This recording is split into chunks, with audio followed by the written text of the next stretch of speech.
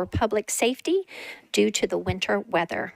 Will all members of the council, as well as the public, please rise for the invocation and remain standing for the Pledge of Allegiance. The invocation is being offered this evening by Pastor Davy Tucker of Beech Creek Missionary Baptist Church and Executive Director of the Metro Human Relations Commission. Pastor Tucker is the guest of District 2 Councilwoman Quante Toombs. Thank you. Just briefly, I've always refused to do these. And if it wasn't for Councilwoman Toombs bringing it to me in a different way. And so I stand here because the way she asked me, but this idea of an invocation, in Latin is invocare, to call in, to conjure. So it is my hope that prayers are offered to conjure that the Spirit of God would dare to appear in this place. Pray with me. God, we're grateful for this day, and God, we acknowledge that you are the maker, the sustainer of all that is. God, we ask that your presence would come into this place. We ask that your presence would remind us of our duties, not only to you, but to each other. God, we ask that as your presence moves through this place, that we be reminded that there are those who have no other hope except someone come help them. Oh God, remind us that we are all interconnected. God, remind us that as one goes, all goes. Oh God, even in this place of legality, remind us that there is a final arbiter of right and wrong that the law is not responsible for. So right now, God, move in, touch us, help us to do justice, to love mercy, and to walk humbly. May God bless you and keep you. May God make his face shine on you and be gracious to you. May God turn his face to you and give you peace. Amen. Amen. I pledge allegiance to the flag of the United States of America and to the republic for which it stands, one nation, under God, indivisible, with liberty and justice for all.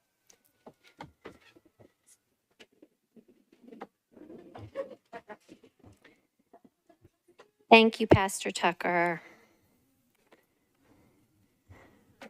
Okay, members, our fellow Nashvillians and Metro employees have been through a challenging past week with the extreme weather, and so it is hard to believe that it was 50 plus degrees today when we had 8 inches of snow and below freezing temperatures this time last week. So I do want to acknowledge those folks working extra hours due to the storm, to those at our cold weather shelter, driving the salt trucks and the snow plows, driving our public buses, and today with the warming, working to repair our ruptured water mains and potholes. Our first responders have to respond to all calls in all conditions, and we do appreciate them.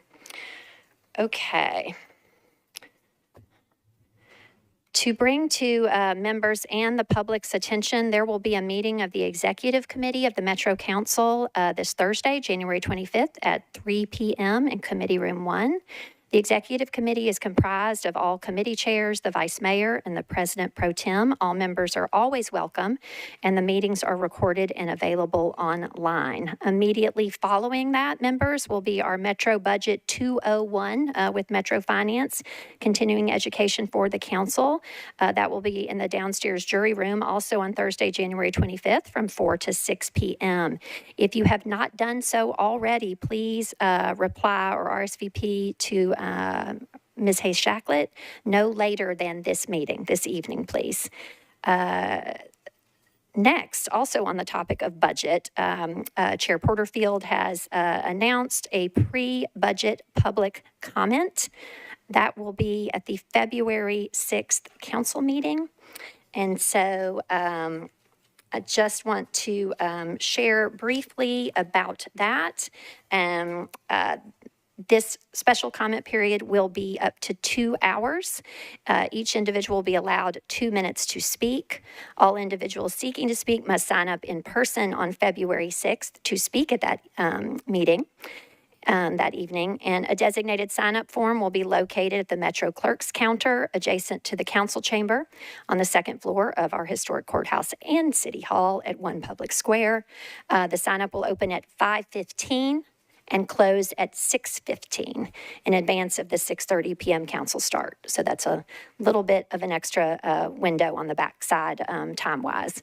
Time slots are filled on a first-come, first-served basis. And if all time slots are filled, a wait list will be created, and those individuals on the wait list will be given priority to speak. So again, this is a pre-budget public comment for comments from the public to inform the creation of the budget. This does not preclude the regular public hearing on Metro's operating budget, which we anticipate will be June 6th. Pursuant to the charter. The budget must be passed by June 30th, and I would encourage the community and members to be on the lookout for a variety of budget-focused convenings out in the community across the county led by Chair Porterfield. So let's see what is next. I want to also bring members, February 5th is the last day to register to vote in the March 5th election. Early voting will begin on February 14th, Valentine's Day. So please show your love for democracy by making sure your constituents, friends, neighbors, young people, high schoolers, those recently turned 18, college students are registered to vote, and make a plan to vote now. And please do follow on social media our Davidson County Election Commission. Okay, members, you will find on your desk from Auditor Lauren Riley. The Audit Committee will meet again in mid-February, but in the meantime, you will have received this communication. You can find it in your inbox on Wednesday, January 17th, and also on your desks. And Ms. Riley has shared with us, and I want to share with the community as well, because I appreciate her communication very much. And so Metropolitan Council members, the Metropolitan Nashville Office of Internal Audit is an independent appraisal agency established to ensure and enhance the integrity, equality, accountability, effectiveness, and efficiency of services and activities, and to pursue an atmosphere of honesty and mutual trust within the Metropolitan Nashville government. In order to meet this mission, our office creates an annual audit work plan addressing a variety of risks. This work plan is reviewed and approved by the Metropolitan Nashville Audit Committee and may only be modified with their approval. Members, you have elected Councilwoman Allen and Councilwoman Johnson to represent you for the next 2 years on that audit committee, and I do serve on that as well. Ms. Auditor Riley goes on to say, as Metropolitan Council members, you are in a unique position to see potential risks that could distract the Metropolitan Nashville government from achieving service delivery goals. Your interactions with constituents and departments allow you to notice risks our office may not identify. If you are aware of a function, process, or area that an independent internal audit would help, please reply to this email or contact the Office of Internal Audit, and this is key, colleagues, before January 31st of this month, okay, January 31st. So I want to thank Director Riley for that, and just sort of elevate that in the awareness of the body and of the public. Okay. All right, lastly among these announcements, members will have received from me yesterday a notice of a vacancy for a 2-year term by election of the council to the Transportation Licensing Commission. Members of the council will be called upon to make nominations at the regular council meeting on February 6th to fill this vacancy. Nominees will be notified to meet with the council's Rules, Confirmations, and Public Elections Committee on Tuesday, February 20th, and an election to fill the vacancy will be conducted at the council meeting that evening. Okay. Without objection, we will suspend the calling of the roll and ask the clerk to record the names of the members present throughout the meeting. On to the adoption of the minutes. Is there a motion for the adoption of the minutes from December 19th, 2023? Okay, properly moved and seconded. Without objection, the minutes of the meeting are adopted. Mr. Clerk, are there any messages from the mayor? I'm sorry, Mr. Clerk. There are no messages from the mayor. Okay, thank you.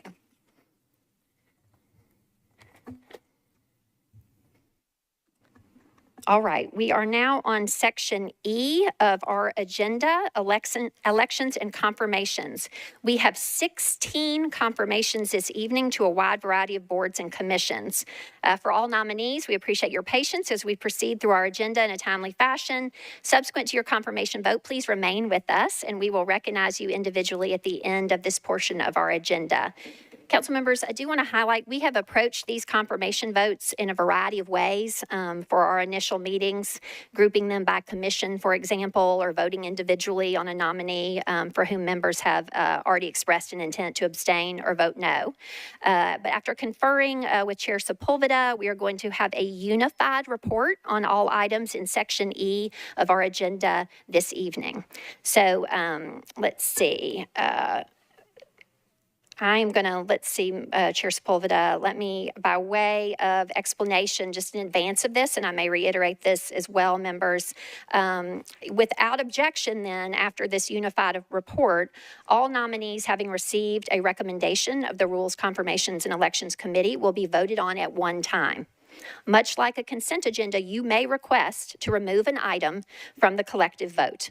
You may request an individual vote or ask to be recorded as abstaining for any item in section E by raising your hand. Okay? Chair Sepulveda, committee report, please. Chair, hang on. You're recognized. Thank you, Vice Mayor. Rules met and considered many appointees. First was Timothy Jester for appointment of a term expiring January 1st, 2028 to the Arts Commission. Rules voted 6 in favor, 0 against, 0 abstentions. For the Arts Commission appointment of Miss Heather Lekowitz for a term expiring January 1st, 2028. Rules voted 6 in favor, 0 against, 0 not voting. For the Arts Commission appointment of Miss Arlene Nicholas Phillips for a term expiring on January 1st, 2028. Rules voted 6 in favor, 0 against, 0 not voting. For the Arts Commission appointment of Ms. Dewana Wade for a term expiring on January 1st, 2028. Rules voted 6 in favor, 0 against, 0 not voting. For the Arts Commission appointment of Ms. Beverly Watts for a term expiring February 2nd, 2025. Rules voted 6 in favor, 0 against, 0 not voting. For the Emergency Communications District, reappointment of Mr. Richard Cowan for a term expiring on February 14, 2028. Rules voted 6 in favor, 0 against, 0 not voting. For the Fire and Building Code Appeals Board appointment of Ms. Laura Martin Haller for a term expiring on March 2nd, 2027. Rules voted 6 in favor, 0 against, 0 not voting. For the Fire and Building Code Appeals Board appointment of Mr. Anthony Lockie for a term expiring on March 1st, 2026. Rules voted 6 in favor, 0 against, 0 not voting. For the Sexually Oriented Business Licensing Board appointment of Ms. Unjuana Johnson-Smith for a term expiring on October 10, 2027. Rules voted 6 in favor, 0 against, 0 not voting. For the Solid Waste Regions Board appointment of Mr. Matthew Taylor for a term expiring on December 15, 2029. Rules voted 6 in favor, 0 against, 0 not voting. For the Sports Authority reappointment of Mr. Dan Hogan for a term expiring on December 19, 2029. Rules voted 6 in favor, 0 against, 0 not voting. For the Sports Authority appointment of Ms. Tiffany DeGraffenreid for a term expiring on October 19, 2029. Rules voted 6 in favor, 0 against, 0 not voting. For the Sports Authority appointment of Ms. Moshery Holmes Jones for a term expiring on December 19, 2029. Rules voted 6 in favor, 0 against, 0 not voting. For the Stormwater Management Commission appointment of Mr. Nathan Oliver for a term expiring October 31st, 2024. Rules voted 6 in favor, 0 against, 0 not voting. For the Transportation Licensing Commission appointment of Mr. Charles Sewing for a term expiring on January 31st, 2026. Rules voted 6 in favor, 0 against, 0 not voting. And with that, I would move approval of all of those voted on by the Rules Committee for confirmation. Chair Sepulveda, if you could clarify on two items, please. Mr. Matthew Taylor, item E11 for the Solid Waste Region Board. As I understood, did Mr. Taylor withdraw? Yes, ma'am. Okay. So members, he will not be on the combined slate that we are discussing. And then as well, Ms. Sepulveda, did I hear correctly that Mr. Grant Winrow? Mr. Grant Winrow was deferred one meeting. Okay, deferred one meeting.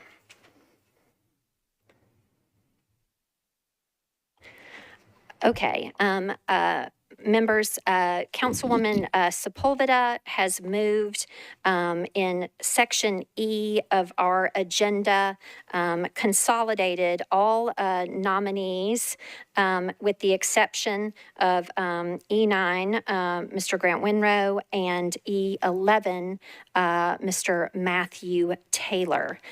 Is there anyone seeking to remove an item from this consolidated vote?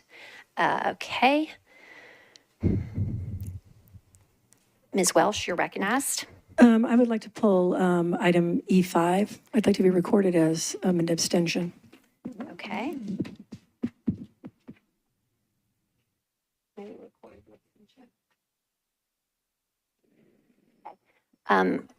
Ms. Welsh, if it's okay with you, the clerk will record the abstention. Okay.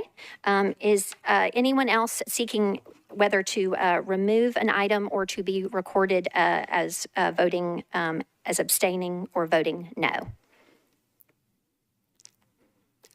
Okay. Ms. Hill, you are recognized. I'm voting no on 5. Okay. You, on then item E5, Mr. Clerk, we are now recording Ms. Welsh as an abstention and Ms. Hill as a no. Okay. Duly noted. Anyone else seeking to be so recorded? Okay. Ms. Johnston, you're recognized. We have a lot of people in the queue. Can we just take a vote on E5?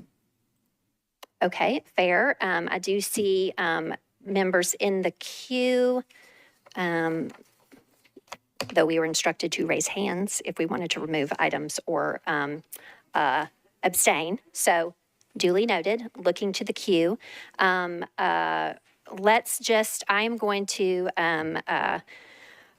remove item E5 for clarity, okay? Does that resolve everyone's concerns? Is anyone else seeking to be recognized? Mr. Coupin, are you still seeking to be recognized? Okay, all righty. So colleagues, then, again, collectively, we are voting on Ms.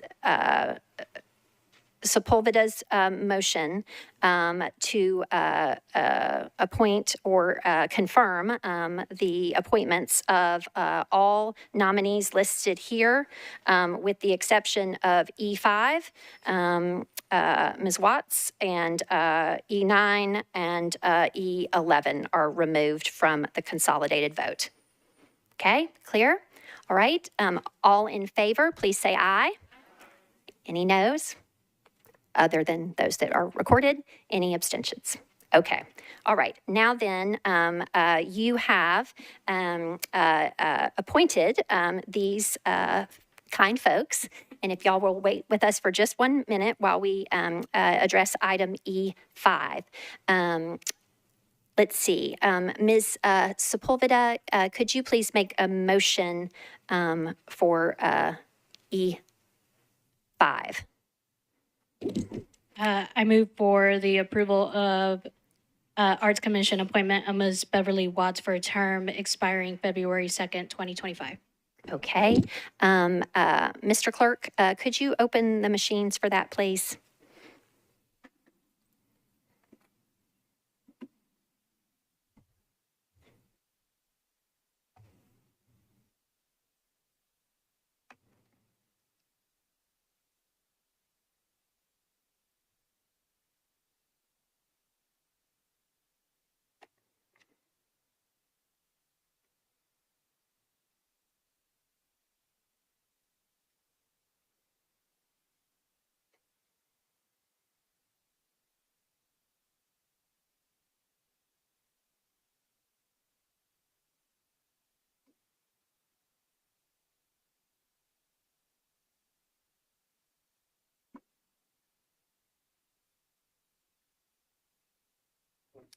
Okay, all the votes are in. Mr. Clerk, please record the vote.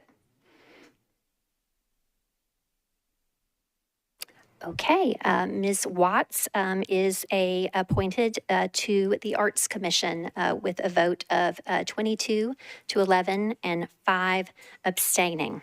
All right. Now, if those of you who are kind to serve and having been confirmed will please stand as I call your names to be recognized collectively, please. So members, that means hold your applause till the end. For the Arts Commission, you have appointed Mr. Timothy Jester, Ms. Heather Lefkowitz, Ms. Arlene Nicholas Phillips, Ms. Dewana Wade, and Ms. Beverly Watts. To the Emergency Communications District Board, you have reappointed Mr. Richard Cowan. To the Fire and Building Codes Appeals Board, you have appointed Ms. Laura Martin Hollier.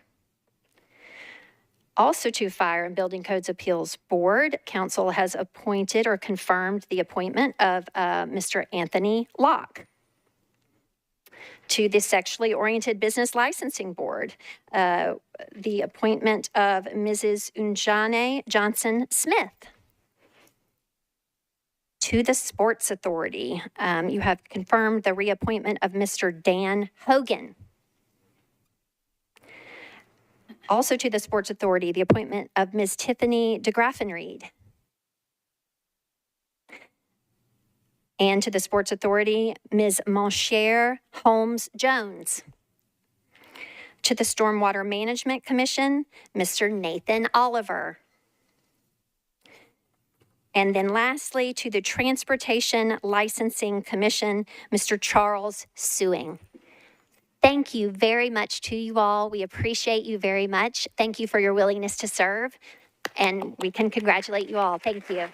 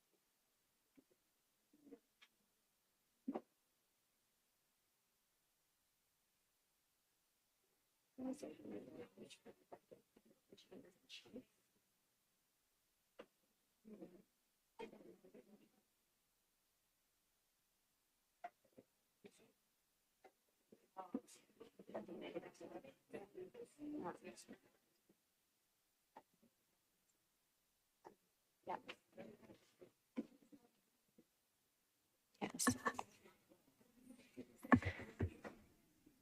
Thank you again to all our appointees for your willingness to serve, and thank you, council members, for congratulating those kind individuals for their service.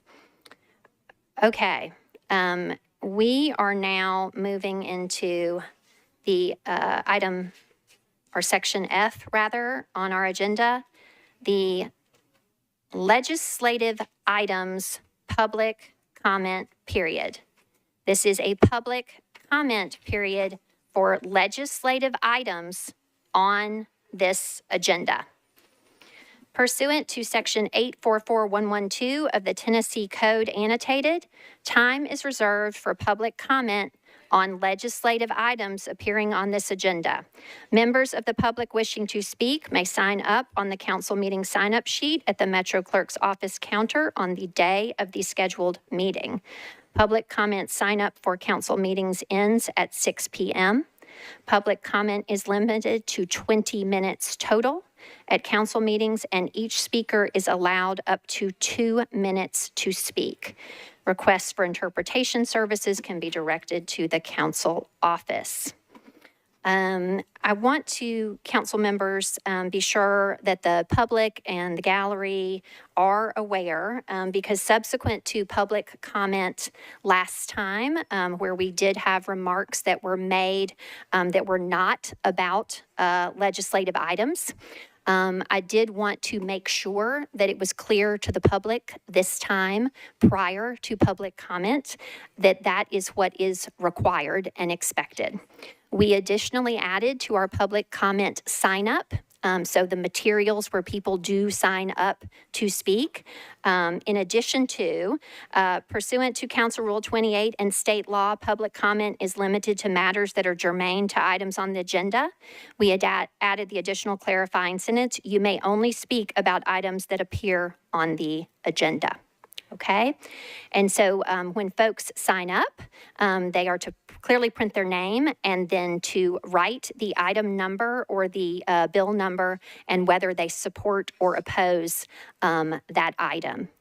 I will tell the public and members that when I look at this public sign up and I see a sequence of Section E of our agenda, nominees to our boards and commissions that have already been voted on and departed, and I see them in exact sequence from 2455 to 2456 to 2457 to 2458 to 2459 to 24060 and 24061 in the exact same handwriting all the way down on the agenda, it seems to me somewhat implausible that those folks are going to speak on those items.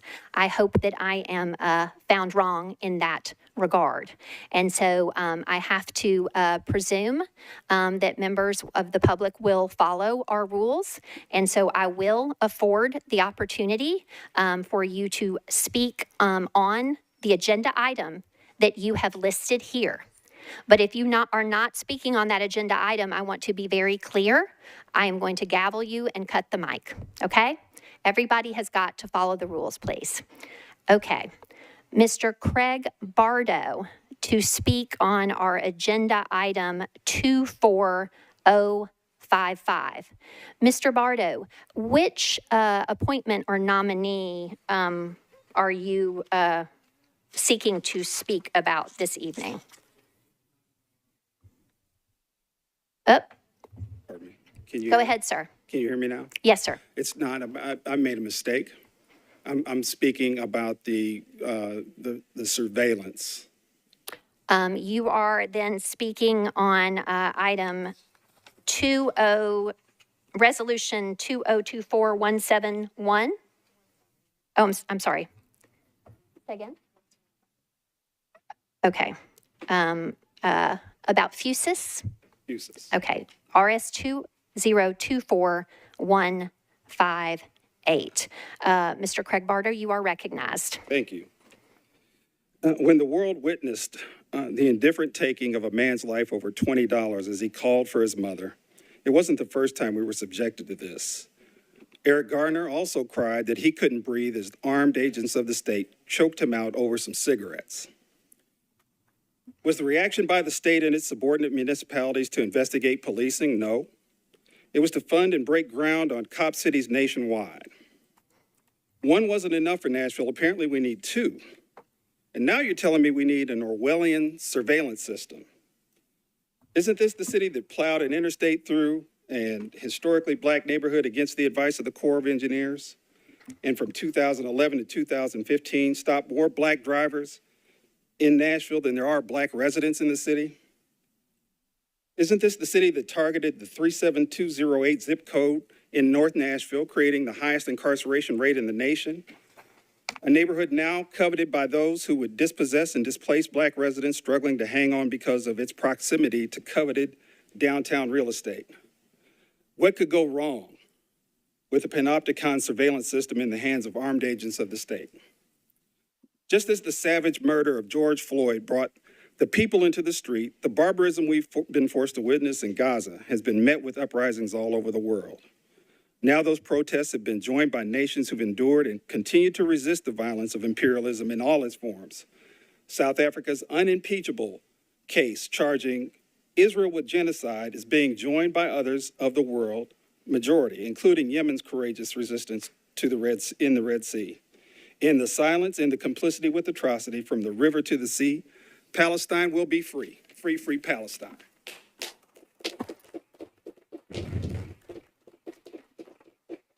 Mr. Tristan Johnson, you had signed up to speak on agenda item E24056. That's actually a mistake as well. I would like to speak on the FUSIS bill. Okay.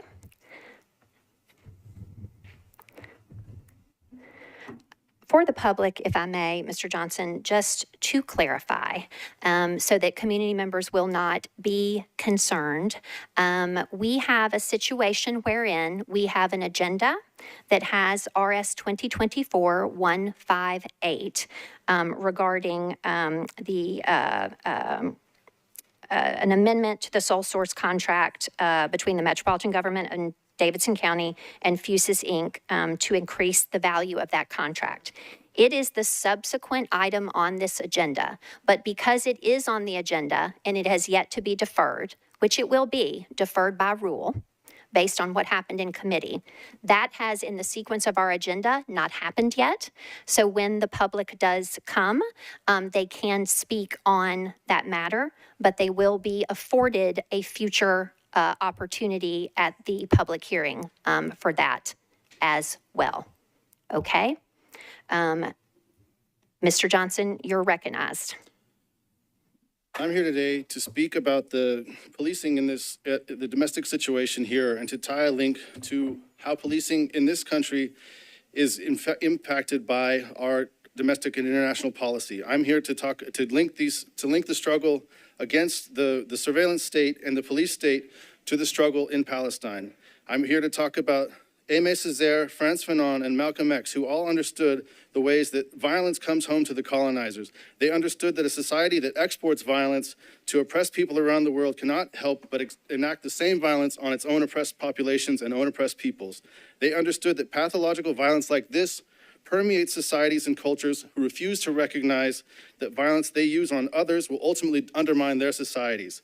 So I'm here today to ask that we cut through this police state and we also link this struggle, and I'm asking that the council end its silence and pass a resolution in support of the people of Palestine. So are you asking us to vote no on RS 2024-158? Okay.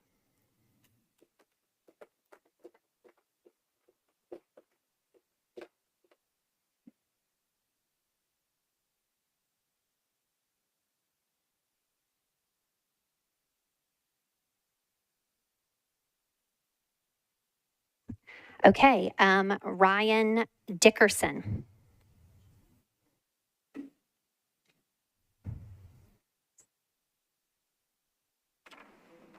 Hello. Mr. Dickerson, what item on the agenda are you seeking to speak on? I'm also here to speak about FUSIS.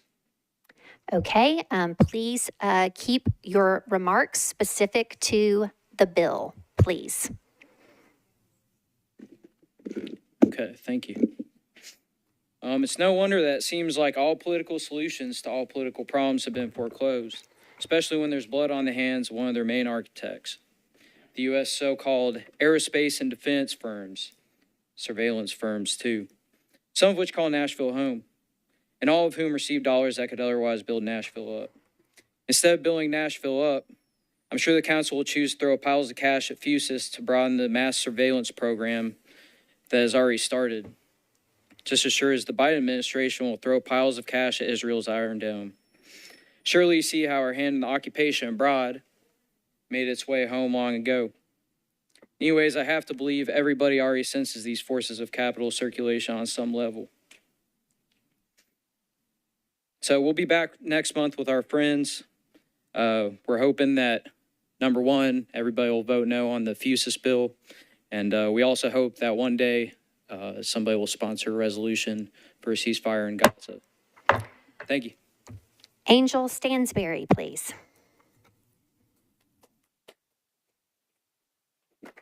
There is no clapping, please.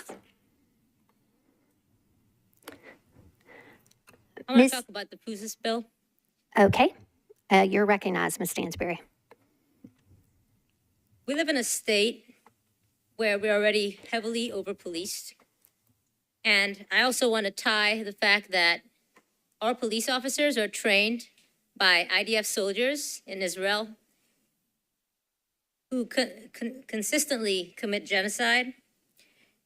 This situation is linked inextricably. We understand you all are not in any position to sponsor a resolution. And, you know, I wonder about the humanity of the body in here. But I want to link that police state to the police state that exists in Palestine. And I also want to talk about the fact that somehow calling for an end to violence has become radical, while blatant Islamophobia and routine dehumanization has become the status quo. And underneath this convoluted standard, those who are requiring the most from us, they don't have a voice. We have to speak for them. In the words of Martin Luther King, whose birthday was just this week, a lie can never live forever, and even truth crushed to dust will rise again. So I hope that when we return, you all are in favor of sponsoring a ceasefire resolution. Thank you. No clapping, please. Ms. Daria, apologize, Bajestani. On what legislative matter on our agenda are you here to speak, please? The ceasefire resolution. No, Oh, sorry. that's not on this agenda. My bad. Sorry. Okay, Fuses. next. Never mind. Yep, next speaker, please. Dutch D. On what item on our agenda are you here to speak, sir? I'm here to speak on the Fuses resolution. Thank you, sir. You're recognized. As many of my other members of the public have mentioned today, over-policing, over-militarization of the police is a serious problem in our country. I'd like to, when we're discussing this Fuses resolution about surveillance and upping the surveillance in Nashville, I think it's important that we could reference a very poignant entity that does a similar thing. It's called the GILE, the G-I-L-L-E, the Georgia International Law Enforcement Exchange.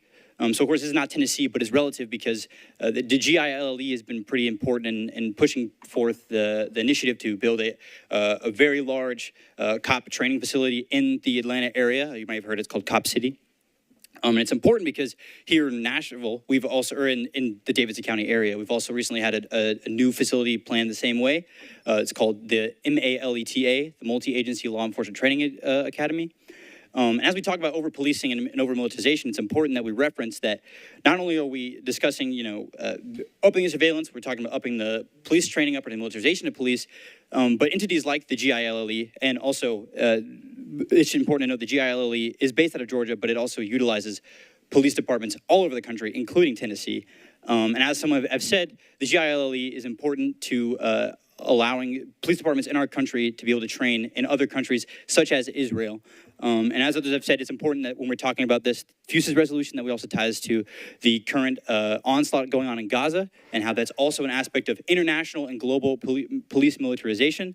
And I hope that when we think about Fuses and thinking about how we should not over-surveil the Nashville area, we also think about maybe sponsoring a ceasefire resolution in Gaza. Thank you.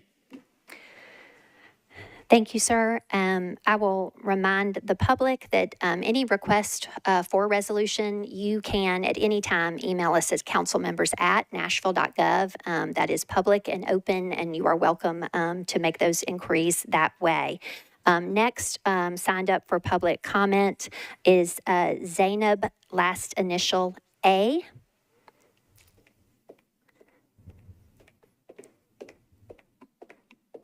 Hello, Zainab. Hi. What item on the agenda are you here to speak? Thank you. Thank you. You're recognized. My name is Zainab Almath Kaur Sluter. I am an Arab Latina. I'm a mother of 2 young children. I am imploring you all to vote no on FUSIS. The links between policing in this state and the continued use of our taxpayer money towards militarization needs to come to an end. For the last 108 days, I have pervasively scrolled my feed and seen privilege against a backdrop of pain. I have been struck by the cognitive dissonance, and I often wonder what kind of people can ignore the screaming toddlers, the people collecting body parts of their families in plastic bags. What kind of parent feels nothing when confronted with the unending suffering of innocence? To them, too many people have too much privilege, too much apathy. I don't understand how the realities of our lives in Nashville can coexist with the horrors being experienced by the Palestinians, the Sudanese, the Congolese, and other marginalized communities like the ones in Nashville. Every one of us here has the choice to look away from occupied Palestine. There are people who covet this privilege and those who reject it. As I regularly try to show my 5-year-old daughter, apathy is immoral. The arrogant exceptionalism of privilege allows the most fortunate of us in this room to believe that it could never happen to us.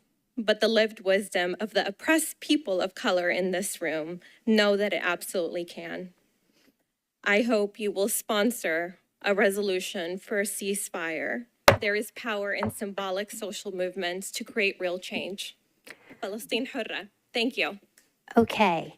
R. Saul Strasberg.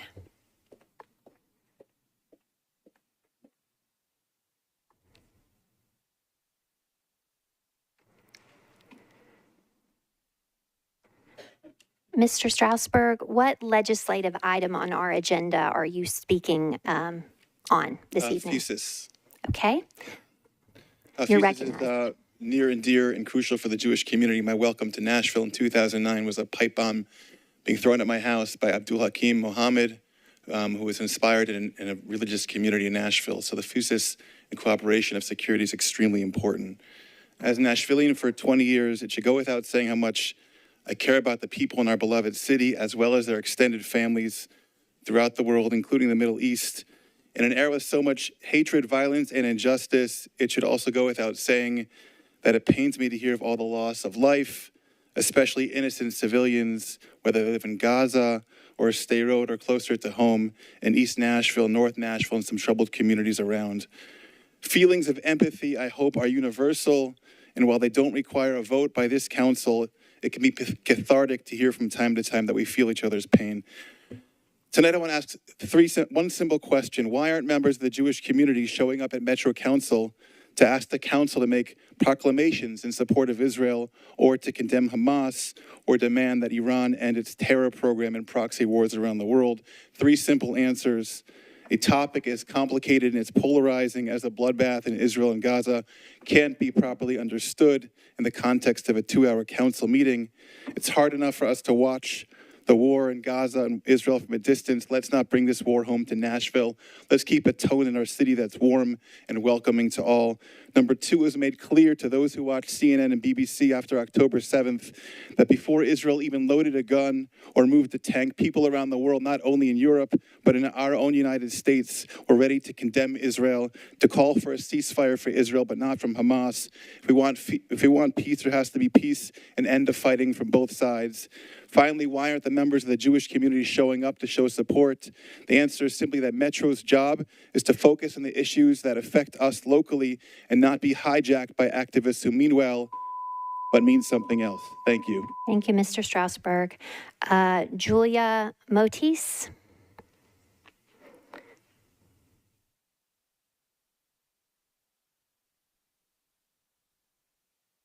Ms. Motis, what legislative item on our agenda are you here to speak about, please? FUSIS. Okay. As Rabbi Salzberg just reminded you, the FUSIS contract is what helps keep the synagogues here in this community safe. It's part of their security systems that are rightfully needed because of the resulting rise in anti-Semitism that is coming from the conflict in Gaza. According to the ADL, as of December, more than 2,000 anti-Semitic incidents have been reported in the U.S. since the Hamas massacre, more than any 3-month period since the ADL began tracking incidents in 1979. Just in the last year, we have witnessed hate-filled stunts right here in the Nashville community, such as anti-Semitic propaganda-ridden flyers placed on windshields, swastikas spray-painted on private homes, and most recently, bomb threats in every single synagogue in the city and hundreds across the country.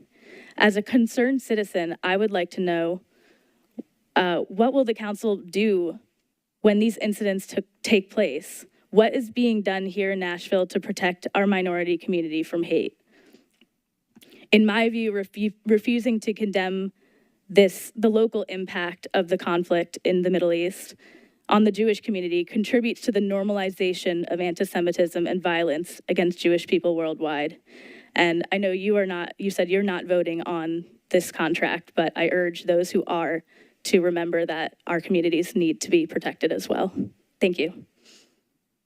Thank you, Ms. Moti. We will be voting on this contract potentially at a future meeting, just for clarification. Last, for our public comment sign up is Mr. Steve Reitar. Steve, you indicated here that you are signed up to speak for RS 2024-171. Is that correct? That is correct. Thank you, sir. You're recognized.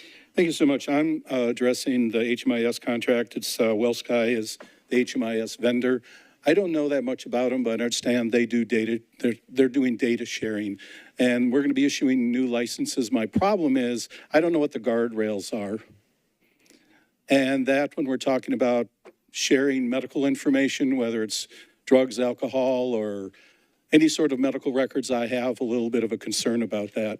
I'll probably have to bring that up with Dave Rosenberg because I understand he is in the mayor's office and I have some concerns with that. The other thing is with HMIS, the idea of using that is to go out there and identify the people who are the most vulnerable.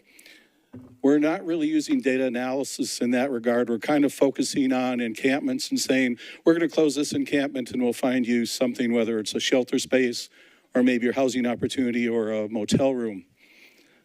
The concept of HMIS is to identify the most vulnerable people and give them the first crack at a housing opportunity. We're doing location, putting people in housing by location and by their encampments. So the people who are in the shelters, whether at the Mission or whatever else, they're not being considered. And a lot of the people, and I hate to bring this up, but there's a lot of people who camp out. They're primarily white like me. There's a lot of people at the Mission are black. And so I'm not saying somebody's trying to be racist, but I do think there's a discrepancy there that should be addressed. Finally, because we had such a difficult time, I want to put a shout out to all the people, the Cold Patrol who went out there and helped bring people inside. I want to mention Office of Homeless Services, Metro Social Services, WeGo, Office of Emergency Management, of course, Room at the Inn, Mission, Salvation Army, and Community Care Fellowship. Thank you for your time. Thank you, Steve. Okay, that concludes the public comment. We are now moving to section G of our agenda, resolutions that were to be on public hearing. Item 1, RS 2024-158, sponsor Porterfield and Evans, is a resolution approving amendment number 2 to a sole source contract between the Metropolitan Government of Nashville and Davidson County and Fusis Inc.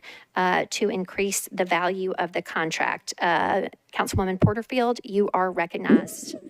Thank you, Vice Mayor. This was deferred in our Rules Committee, 13 in favor, 0 against, 0 not voting for a 1 meeting deferral. Okay. Councilwoman Evans, for the report, please, from Public Health and Safety. Thank you, Vice Mayor. Public Safety supported a 1 meeting deferral, 9 in favor, 0 against. Okay, with those 2 reports in Chair Porterfield, that is a deferral by Rule 8. And so this matter, this agenda regarding FUSIS will be deferred 1 meeting to the meeting of February 6th. Yes, Mr. Prep T, you're recognized.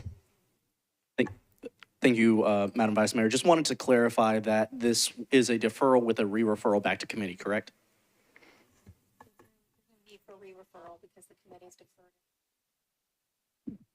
It is automatically deferred back with the deferral. Yes, we don't have to be explicit in the re-referral. Thank you, sir. Thank you. Okay, because that is deferred by rule, we are moving on. Okay, now we are on section H of our agenda, bills on public hearing. So I'm going to just read this statement because these matters are going to all also be deferred. Due to the inclement weather postponement of the council meeting, all of the zoning agenda items on public hearing must be deferred to comply with the required notice period in state and local law. Pursuant to Council Rule 29.2, I have determined that the circumstances warrant holding zoning public hearings on February 20th. The second meeting of February is usually not reserved for zoning public hearings. But some of the items may be deferred to that date. Otherwise, they will need to be deferred to the first meeting in March and that zoning public hearing. Members with affected zoning items were contacted last week to choose the date for the deferred public hearing so that notices could be prepared. And I believe with that, we will move through the agenda and recognize members with items that were to have been on this evening's agenda. Okay. Agenda item number 2, BL 2023-56, sponsor Rutherford, is an ordinance to amend Title 17 of the Metropolitan Code of Laws, the zoning ordinance of the Metropolitan Government of Nashville and Davidson County, by changing from AR2A and SP to SP zoning on properties located at 6419, 6423, and 6431 Pettis Road, and a portion of property located at 8001 Warbler Way, approximately 620 feet northeast of Nolensville Pike, 28.71 acres, to permit 230 multifamily residential units and a fire station, all of which is described herein. And Mr. Rutherford, its companion bill, agenda item 3, BL 2023-57, which is an ordinance to authorize building material restrictions and requirements for BL 2023-56. The proposed ordinance requires certain materials to be restricted in the construction of buildings. Councilman Rutherford, you are recognized, sir. And you can take both these bills together. Thank you, Madam President. I move for deferral to the next meeting. Okay, you have to, I apologize. You will need to defer to a date certain. Members, for clarification, can I go ahead and indicate March 7th? Okay, it will be March 7. Typically, we meet on the first Tuesday of every month, but it is an election day. And as such, with March 5th being an election day, the main meeting will be on March 7th. So if you would please make your motion to defer to the public hearing of March 7th. Thank you. Again, my motion is to defer both items to March 7th. Okay, do I hear a second? Okay, all in favor, please say aye. Any voting no, any abstaining? No, okay, moving on. Okay, also to you, Mr. Rutherford, these next two, but we'll have to take them individually. Item 4, BL 2023-58, is an ordinance to amend Title 17 of the Metropolitan Code of Laws, the zoning ordinance of the Metropolitan Government of Nashville and Davidson County, by changing a specific plan for a portion of property located at, probably could have taken these together, 8001 Warbler Way, there it is again, southwest of the terminus of Tanager Drive, zoned SP 1.45 acres to remove 1.45 acres of open space from the SP, all of which is described herein. Councilman Rutherford, you are recognized. Thank you. Motion to defer to March 7th. Okay, do you hear a second? All in favor, please say aye. Any no, any abstain? Okay.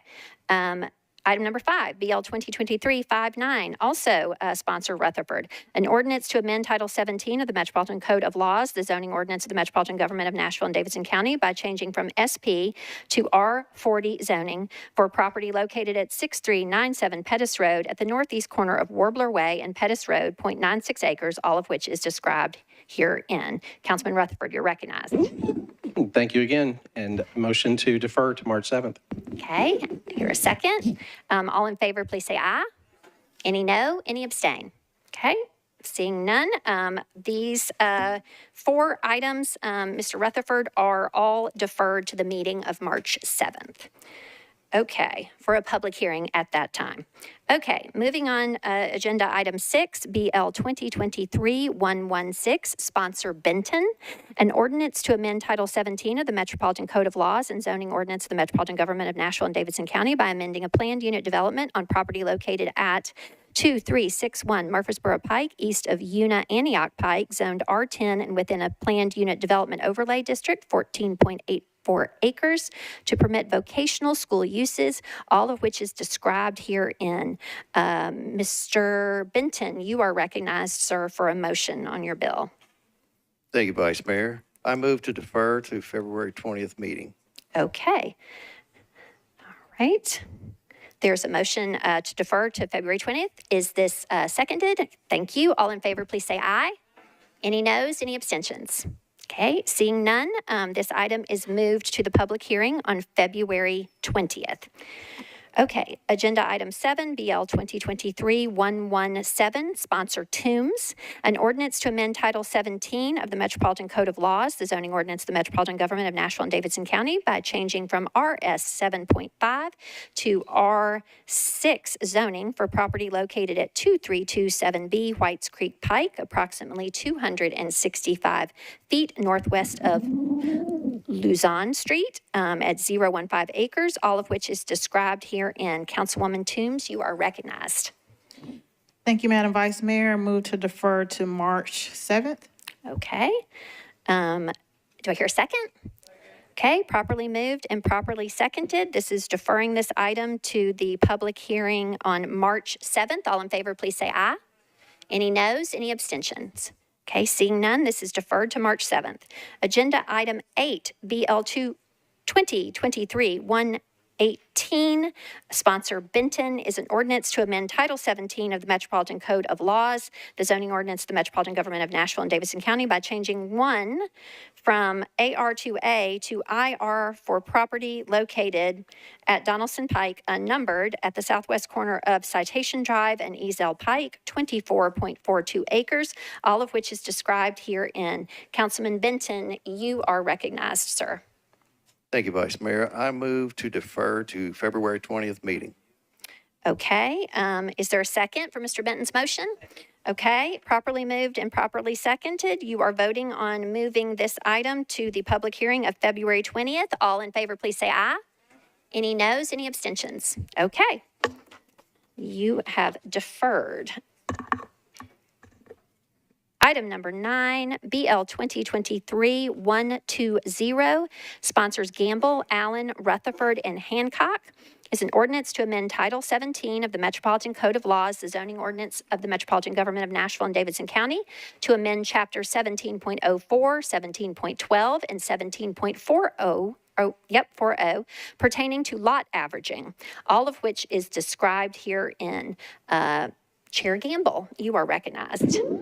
Thank you, Vice Mayor. Move to defer to the February 20th meeting. Okay, is there a second? Okay, Chair Gamble has moved to defer this bill 2023-120 to the public hearing of February 20th, properly seconded. All in favor, please say aye.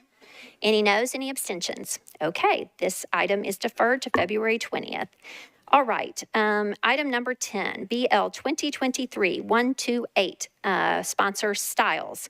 An ordinance to amend Title 17 of the Metropolitan Code of Laws, the zoning ordinance of the Metropolitan Government of Nashville and Davidson County by changing from MUL to AR2A zoning for property located at Mount View Road, unnumbered, at the southeastern intersection of Mount View Road and Crossings Boulevard, 2.13 acres, all of which is described herein.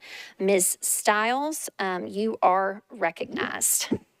Thank you very much, Vice Mayor. I'd actually like to defer this to the first meeting in March.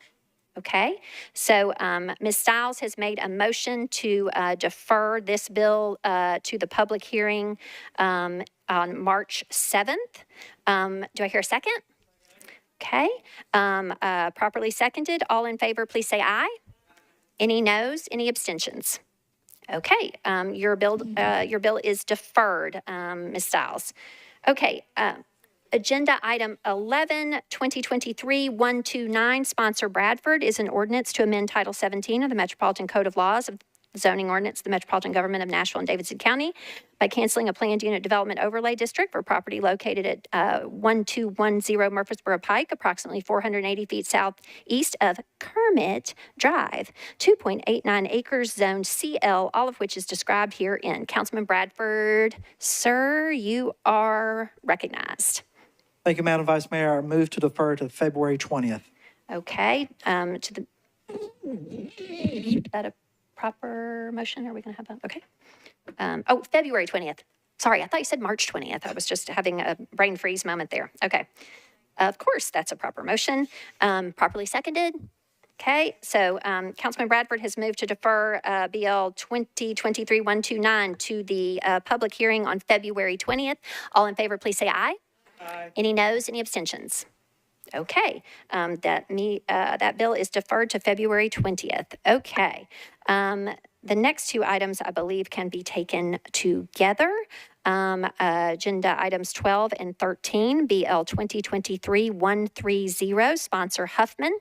It's an ordinance to amend Title 17 of the Metropolitan Code of Laws, the zoning ordinance of the Metropolitan Government of Nashville and Davidson County by changing from CS to SP zoning for property located at 3910 Central Pike, approximately 240 feet west of Old Hickory Boulevard, 2.06 acres, and located within a planned unit development overlay district to permit 127 multifamily residential units in an existing building, all of which is described herein, and its companion bill, BL 2023-131, also sponsored by Huffman, an ordinance to amend Title 17 of the Metropolitan Code of Laws, the zoning ordinance of the Metropolitan Government of Nashville and Davidson County by canceling a portion of a planned unit development overlay district for property located at 3910 Central Pike, approximately 240 feet west of Old Hickory Boulevard, 2.06 acres, zoned CS, all of which is described herein. Councilman Huffman, you are recognized, sir, for a motion on both these bills.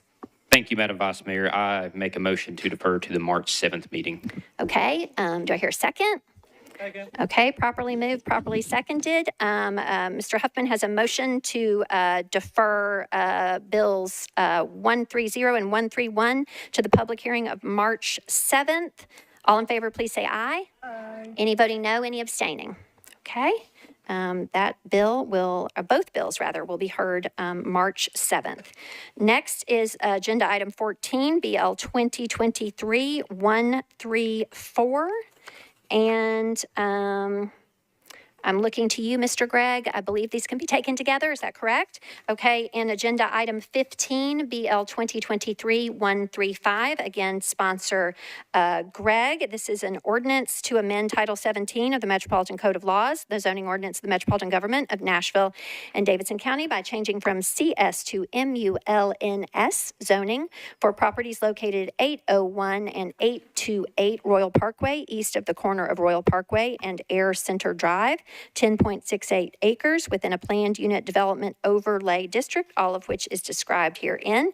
And its companion bill, agenda item 15, BL 2023-135, an ordinance to amend Title 17 of the Metropolitan Code of Laws, the zoning ordinance of the Metropolitan Government of Nashville and Davidson County by canceling a planned unit development overlay district on properties located at 801, 828 Royal Parkway, east of the corner of Royal Parkway and Airport Center Drive, zoned CS, 10.68 acres, and located within a planned unit development Development Overlay District, all of which is described herein. Councilman Gregg, sir, you are recognized.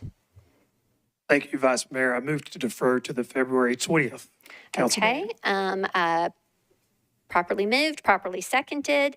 Mr. Gregg has moved for both these bills to be heard on the hearing of February 20th. All in favor, please say aye. Any voting no, any abstaining? Okay, both those items will be heard on February 20th. Okay, that concludes Section H of our agenda, items that were to have been, or zoning items that were to have been on public hearing.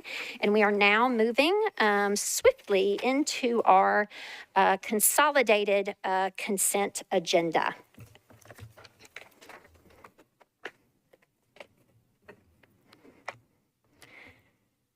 Okay.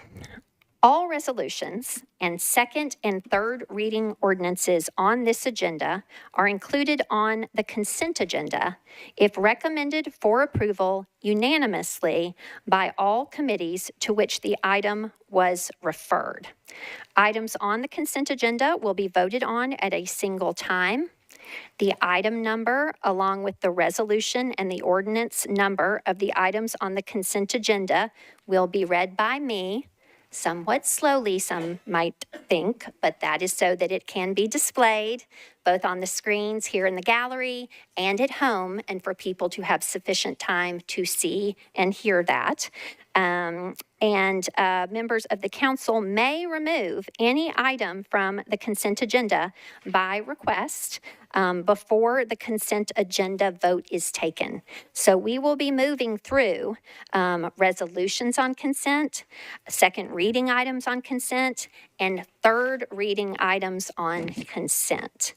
And then we will, Ms. Darby, are we going to take items at the end so folks get in the queue if they have something to remove? Okay. We'll take them in the order.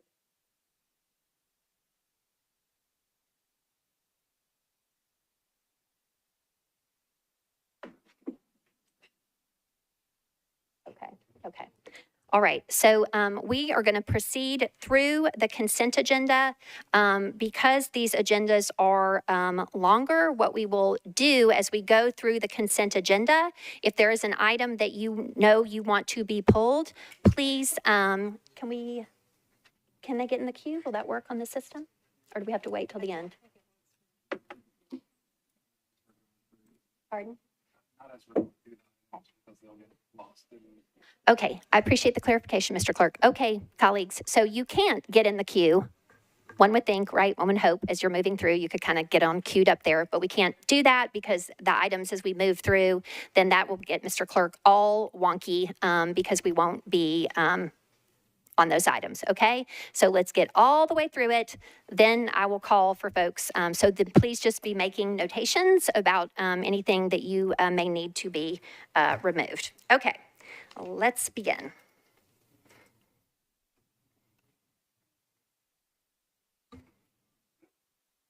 Okay, I will now be reading resolutions on consent. First item on consent is Agenda Item 18, Resolution 2024-159.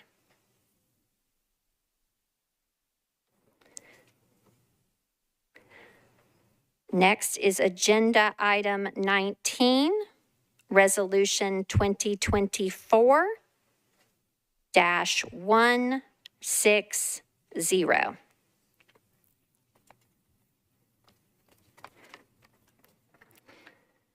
Agenda Item 20, Resolution 2024-161.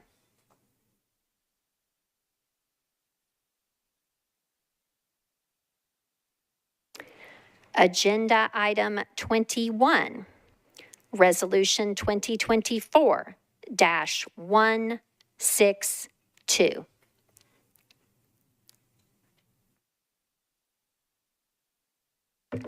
Agenda Item 22, Resolution 2024-163.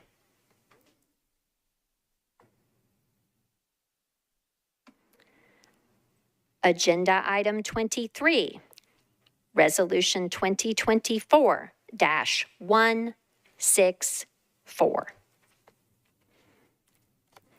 Agenda item 24, RS 2024-165.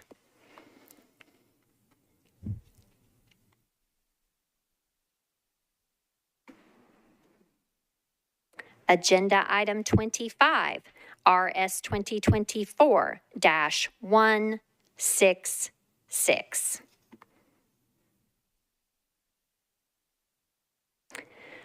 Agenda item 26, RS 2024-167.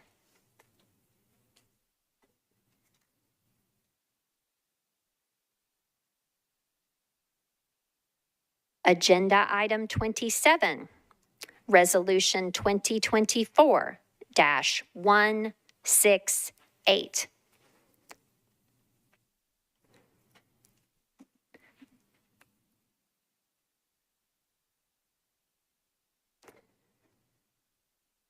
Agenda item 28, Resolution 2024-169.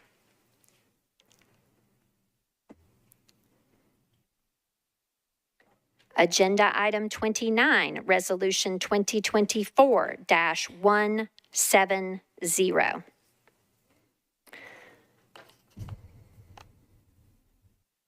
Agenda item 30, RS 2024-171.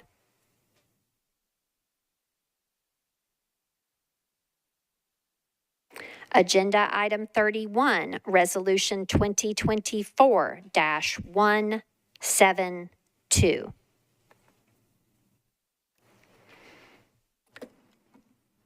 Agenda item 32, Resolution 2024-173. Agenda item 34, Resolution 2024-175.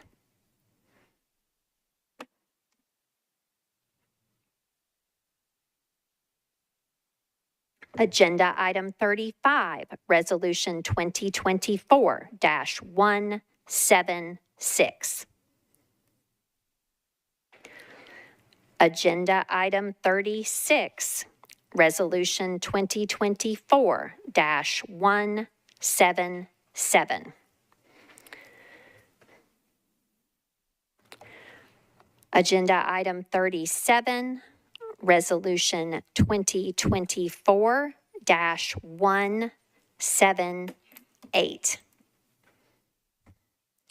Agenda item 38, Resolution 2024-179.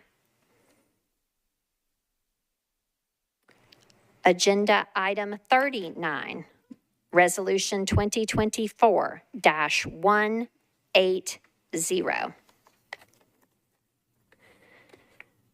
Agenda item 40, Resolution 2024-181.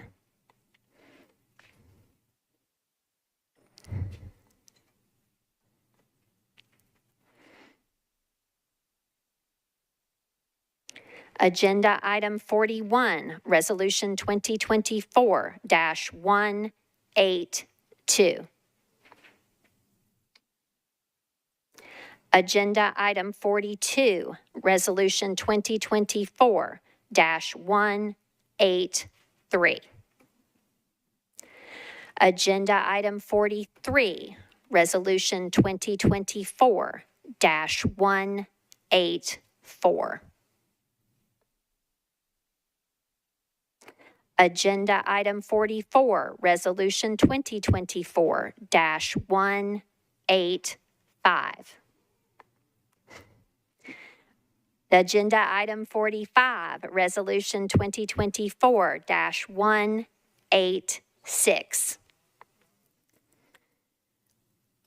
Agenda item 46, Resolution 2024-187.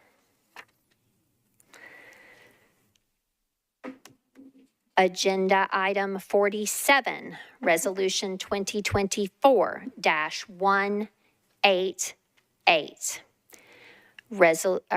Agenda item 48, Resolution 2024-189. Agenda item 49, Resolution 2024-190.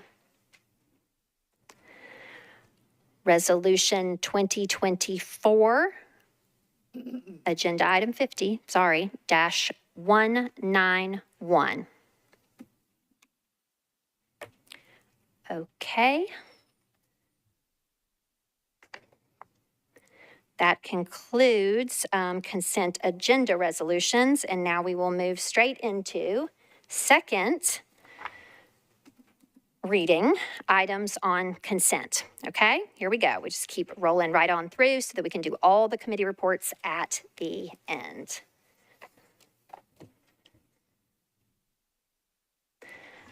Okay, agenda item 82.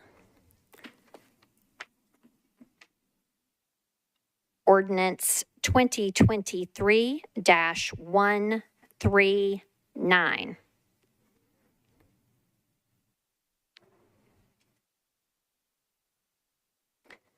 Agenda item 84, ordinance 2023-141. Agenda item 85, ordinance 2023-142. Agenda item 86, ordinance 2023-143.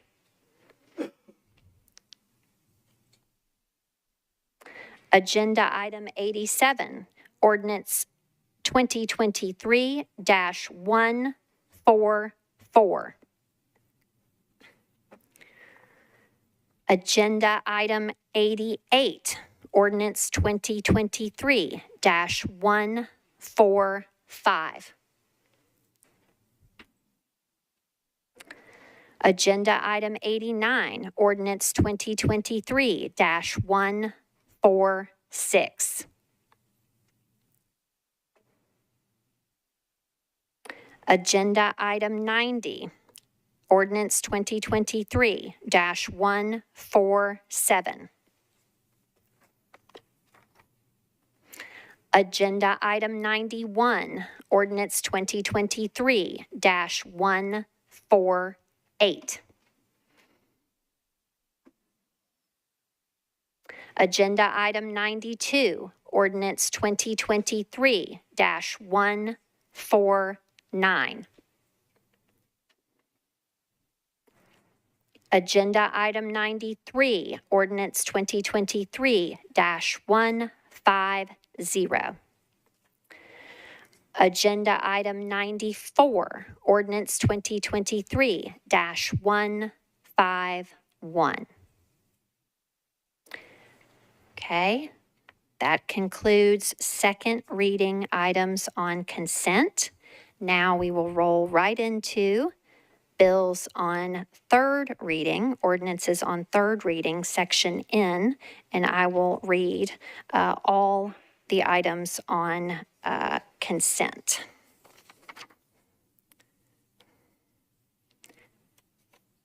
Agenda item 98, ordinance 2023-119. Agenda item 99, ordinance 2023-121. Agenda item 100, ordinance 2023-122.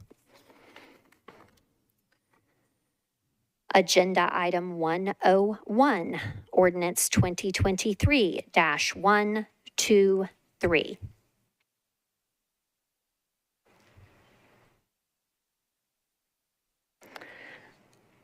Agenda item 102, ordinance 2023-124.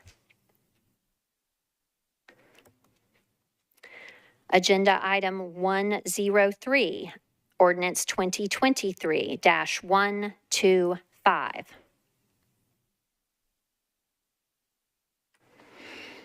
Agenda item 104, ordinance 2023-126. Agenda item 105, BL 2023-127.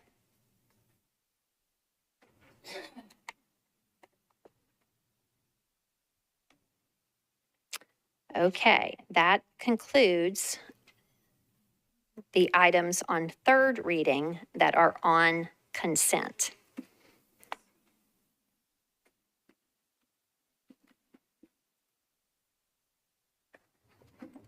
Okay.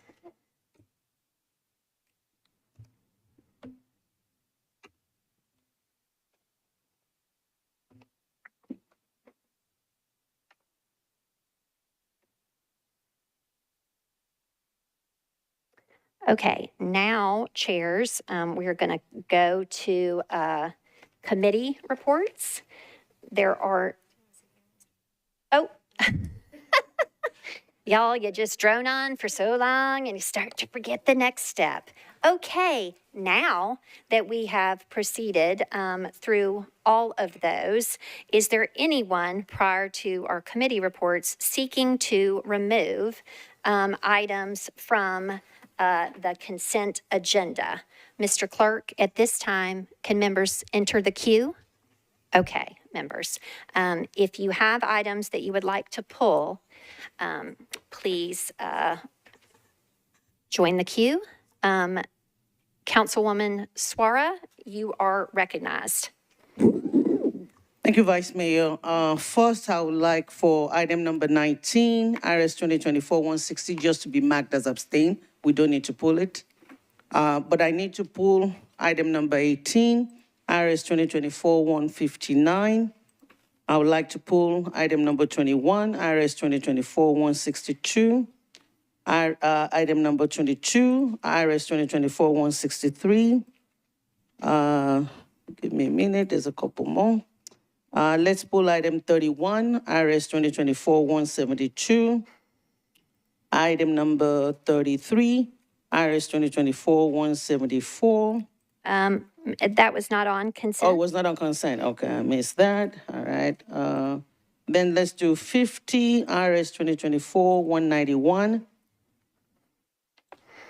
I'd also like to do item number, I think I have like one or two more. Give me a minute. I was writing them down, sorry. Item number 80, which is BL 2023-136. That item was not on consent, Ms. Laura. Thank you, Madam Vice Mayor. Almost done. I think I have just one. Oh, two more. This may now be BL 2023-142, item number 85. And item number 86, BL 2023-143. And if there's anything else, I'll keep it to myself. Thank you. Okay, Councilwoman Swara has removed agenda items 18, RS 2024-159, RS, agenda item, did she also remove 19? Okay, abstention on 19, not to be removed. 19 is still on consent. Agenda item 21, RS 2024-162 has been removed from consent. Agenda item 22, RS 2024-163 has been removed from consent. Agenda item 31, RS 2024-172 has been removed from consent, as have on second reading, agenda items 85 and 86, which are ordinances 142 and 143. Ms. Swara has removed those 6 items from consent. Mr. Nash, you are recognized, sir. I would like to remove item 47, RS 2024-188, please. Okay.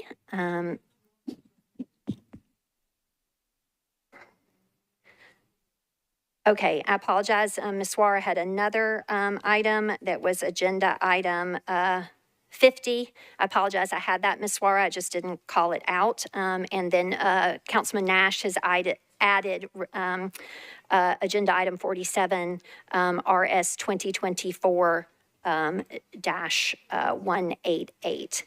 So that is in total 1, 2, 3, 4, 5, 6, 7, 8 items to be removed from consent. Yes, Ms. Suara, you're recognized.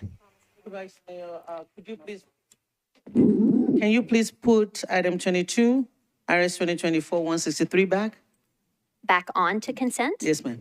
Okay. Is there anyone else that was seeking to remove that item, recognizing now that it is back on consent? Okay, I don't see any. Okay.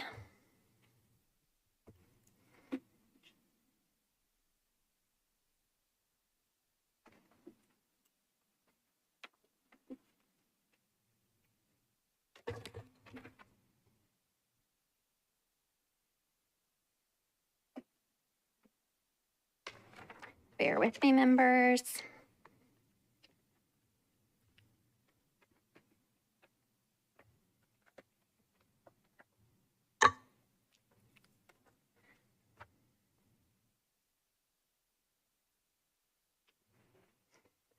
Okay, and just a second.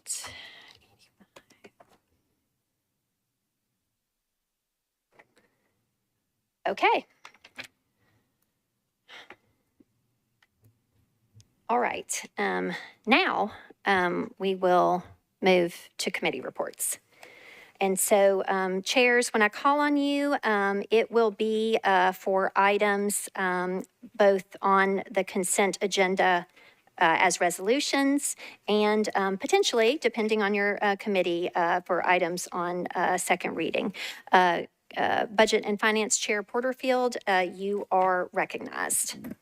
Thank you, Vice Mayor. Budget and Finance considered the following items, which all passed 13 in favor, 0 against, and 0 not voting. I believe the items that are still left on the consent agenda are RS 2024-160, -161, -165, -166, -167, -168, -169, -170, -171, -173, -175, 176, 177, 178, 179, 180, 181, 182, 183, 184, 185, and 187. Okay, so all of those had votes 13 in favor, none against. Did you have a report similarly on RS 2024-163, please? 163, oh, they got put back on consent. My apologies. Okay, no That's worries. also 1300. All good. Okay, thank you, Chair Porterfield. And then as well, did you already, I apologize, read your items on second reading consent? BL 2023, 139, 142, and 143. Do you have reports on those? Yes, 139 passed 1300. I believe 142 and 143 may have been bumped, but they were both 1300. I thank you. Yes, I apologize. Those, thank you for, got to note this in like 3 different places. So yes, ma'am, those were removed from consent. So your one second reading consent item is 2023-139, and it got 13 in favor, 0 against. Okay. Yes, ma'am. Thank you, Chair Porterfield.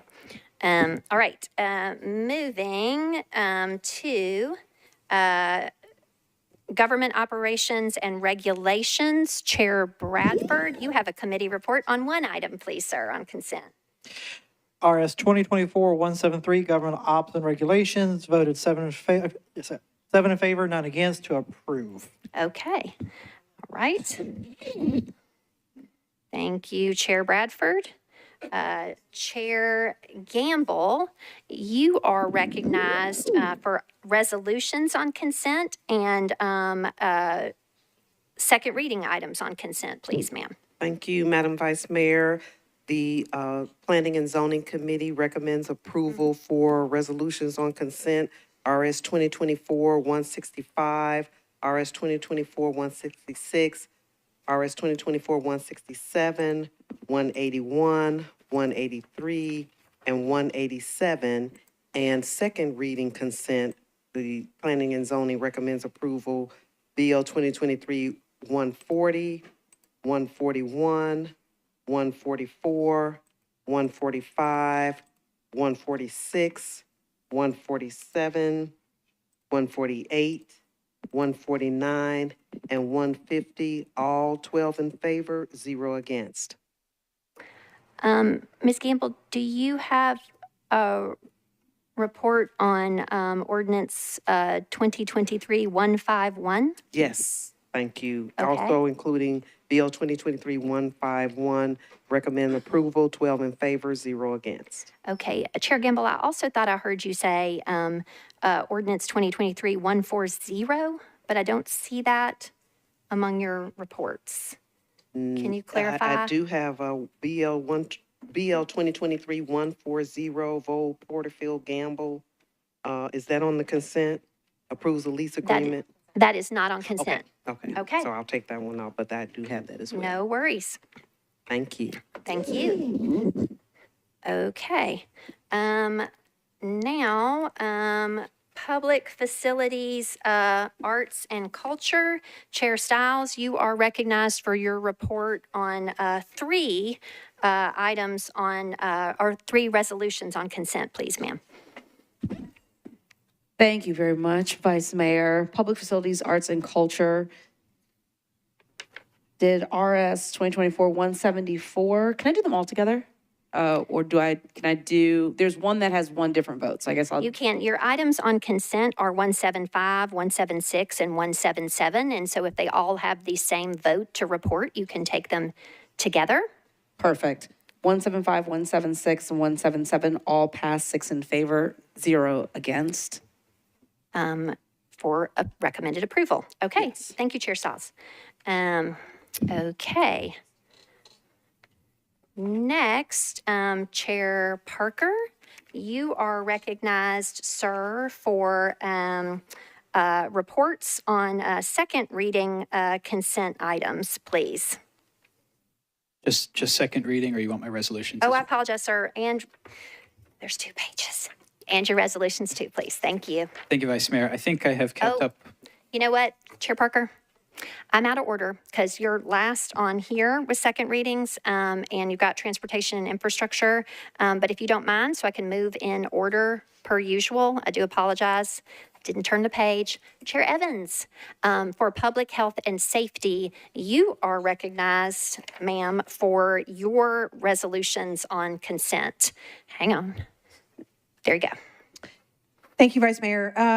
Public Health and Safety heard items 160, 168, 169, 170, 171, 178, 179, and we vote or recommended approval, 9 in favor, 0 against.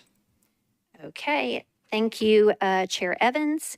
Okay, next, Councilwoman Sepulveda, you are recognized for 5 resolutions on consent, please, ma'am.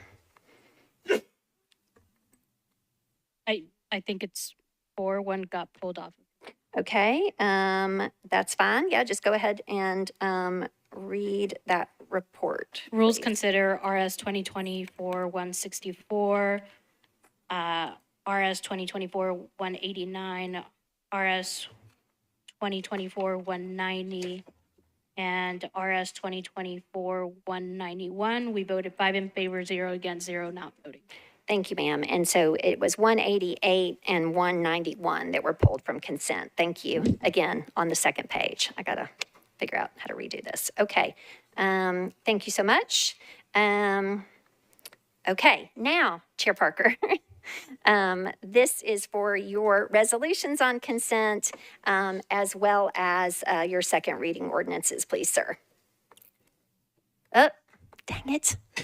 Okay, go ahead. Thank you, Vice Mayor. And I think I've kept up with everything here. So transportation and infrastructure considered RS 2024 181, 182, 183, 185, 186, and 187. Recommended approval of those resolutions, 12 in favor, 0 against, 0 not voting.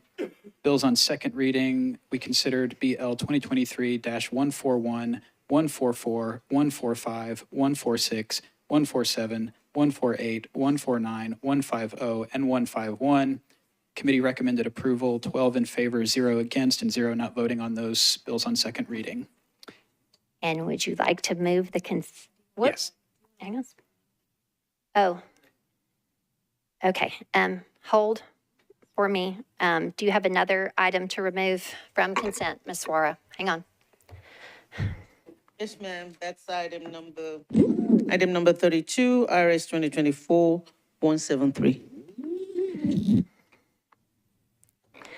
Okay, members, so just so you're aware, 32, Resolution 173 is also moved from consent, but with all committee reports now in on all consent items, motion please, Chair Parker. I would move the consolidated consent agenda. Properly moved, properly seconded. Is there any discussion about the consolidated consent agenda? Seeing none, all in favor, please say aye. Anyone abstaining? Anyone voting no? Okay. You have adopted all the items on the consolidated consent agenda. Okay. Now we are going to be returning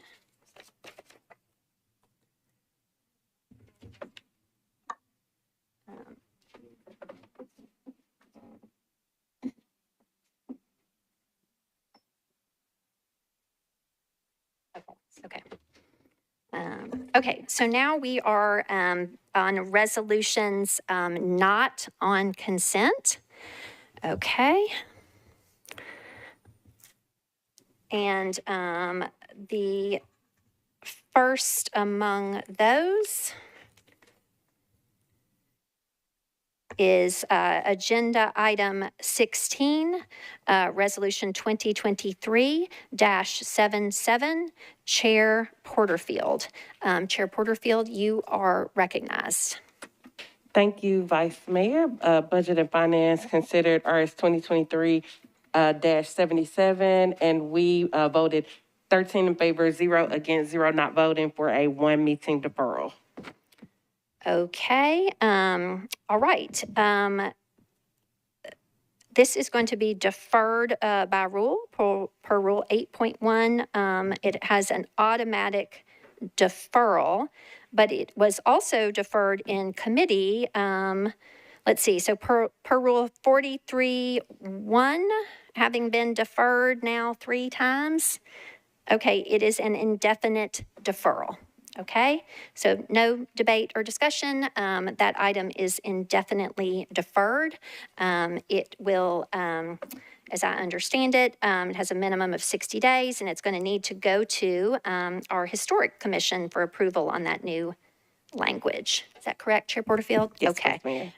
Okay. Moving on then now to agenda item 17.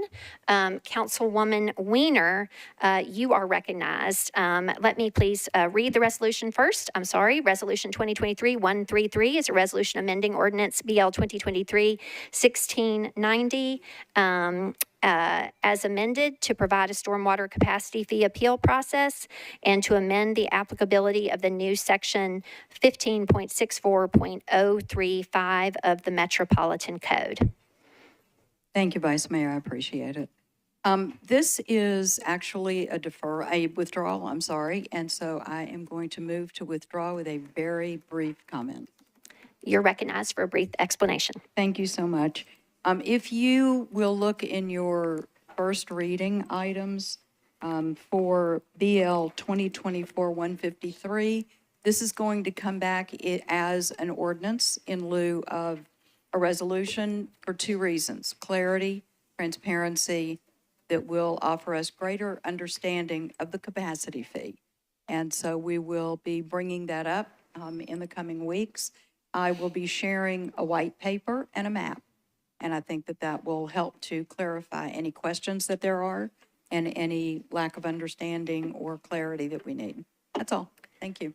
Okay, thank you, ma'am. Agenda item 17, RS 2023-133 is withdrawn. Okay, the next item, resolution not on consent is agenda item 18, RS 2024-159, sponsor Porterfield, which is a resolution authorizing the Metropolitan Department of Law to compromise and settle the claim of Joy Harris against the Metropolitan Government of Nashville and Davidson County in the amount of $30,000 to be paid from the Judgments and Losses Fund. Ms. Porterfield, you're recognized.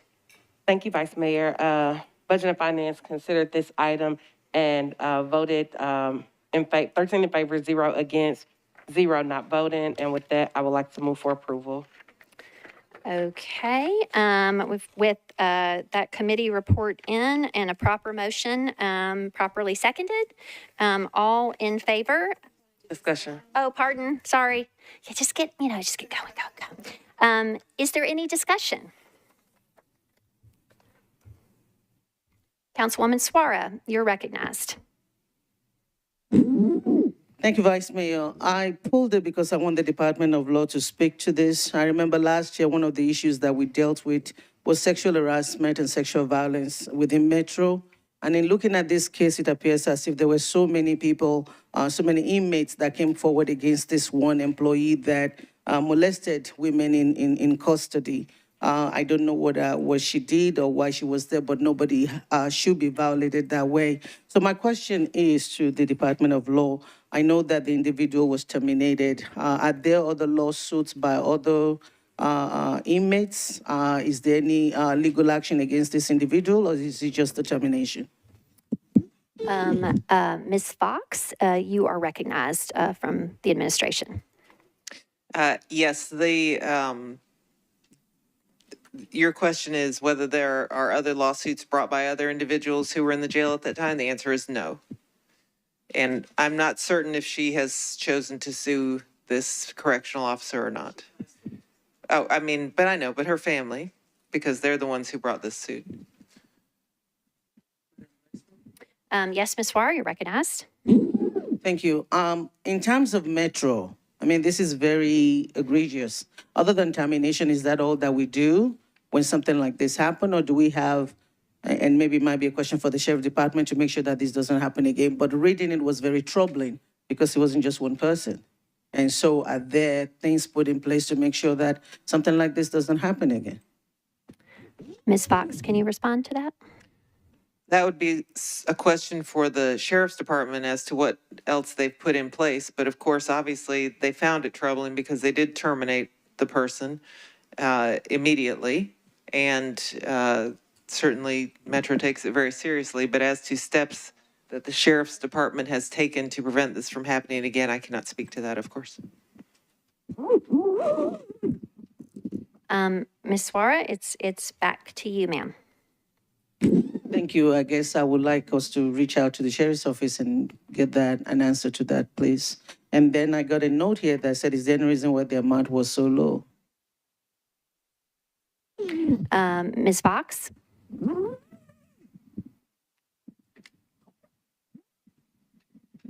This was the amount that was demanded by the plaintiff and agreed upon.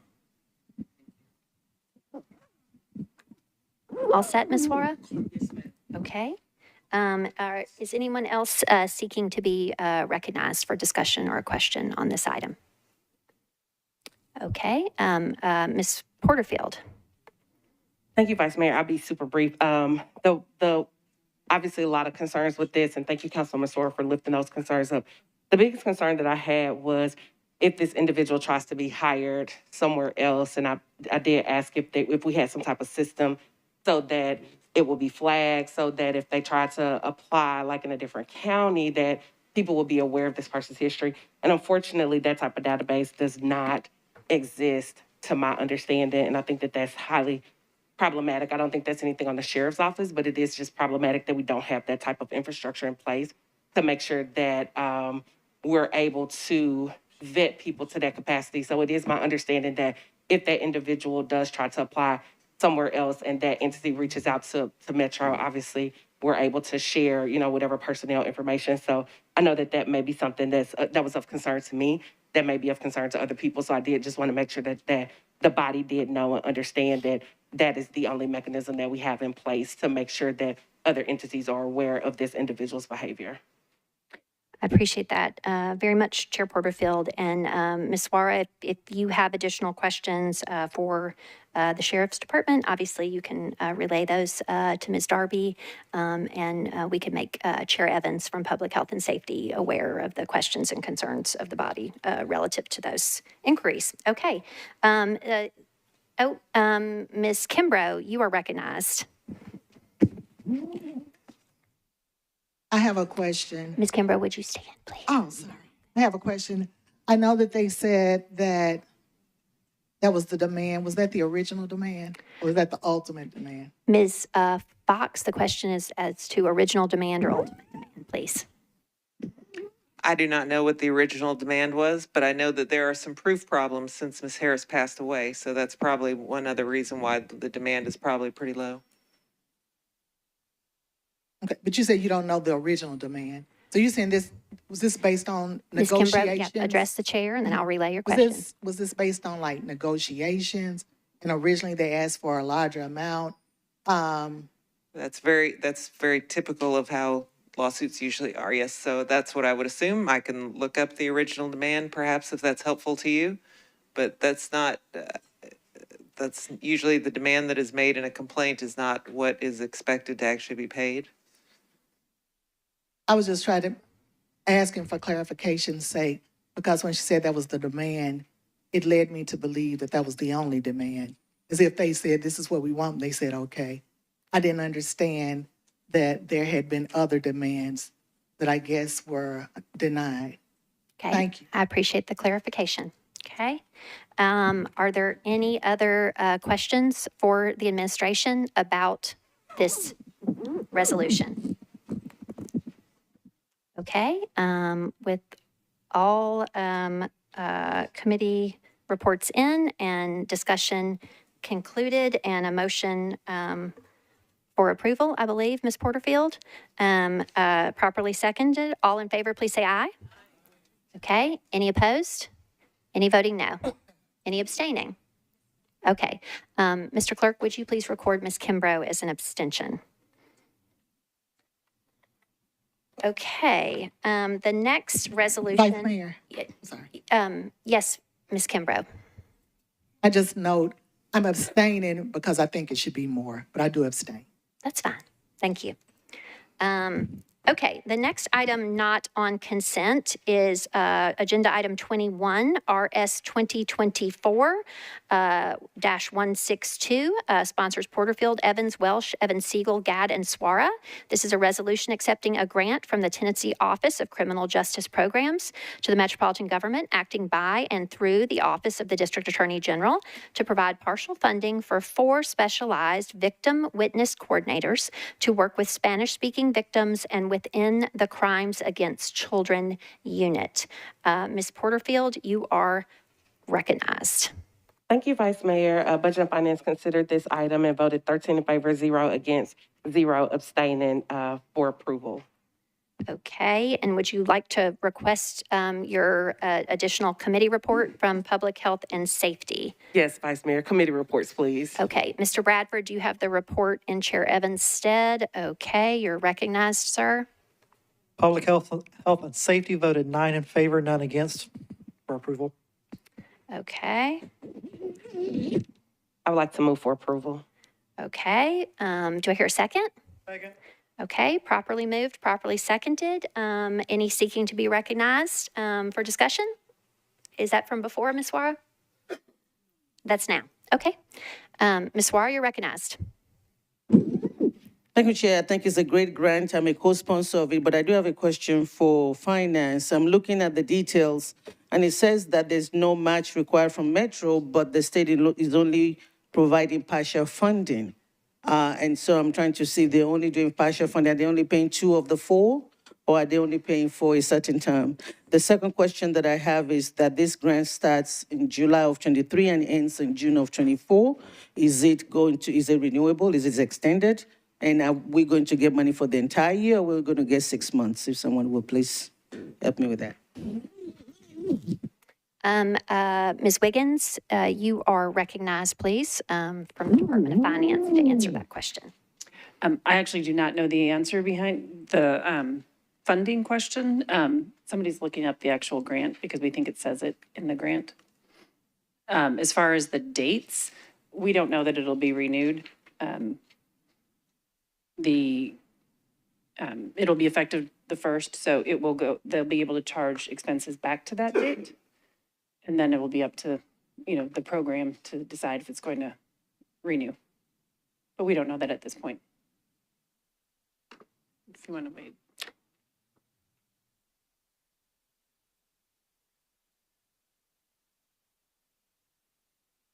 Okay, we're awaiting just a little information. It looks like we're close.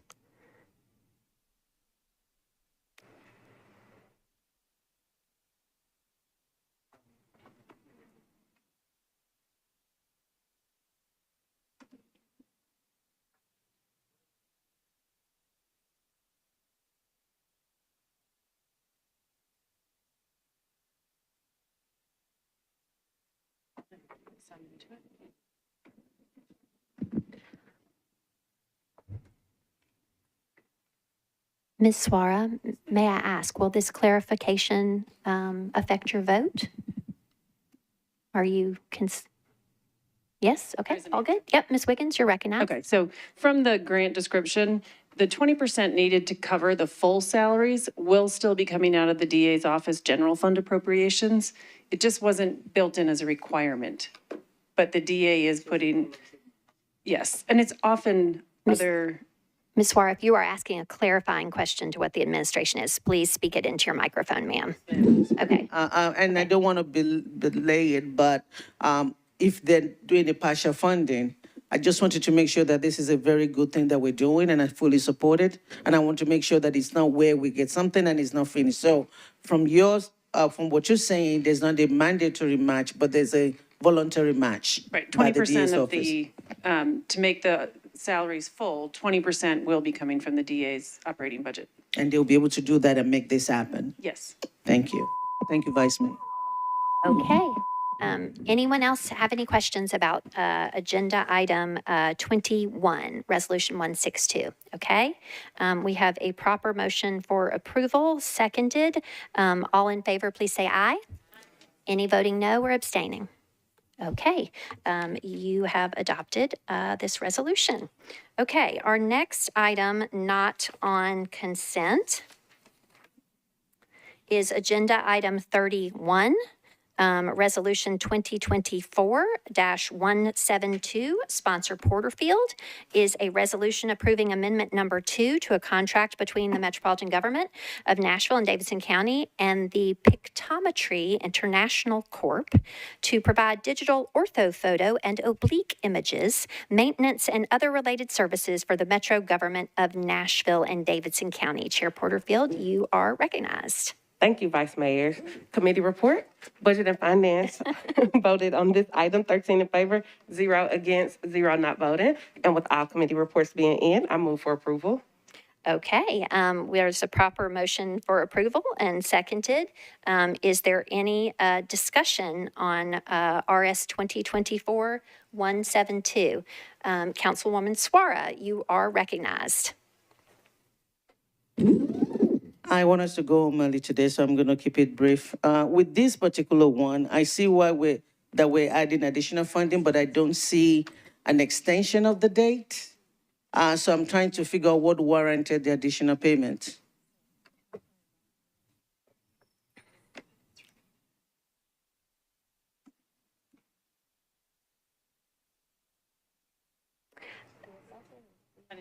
Ms. Ms. Wiggins, Wiggins. I'm going to recognize you to respond, whether you know the answer or not. I'm sorry, I didn't hear the question. Oh, I apologize. I'm sorry. I should have restated the question. I'm sorry. Please repeat, Ms. Swara. Yes, ma'am. So this is a contract that we're renewing or amending with this company, and we're adding that additional cost.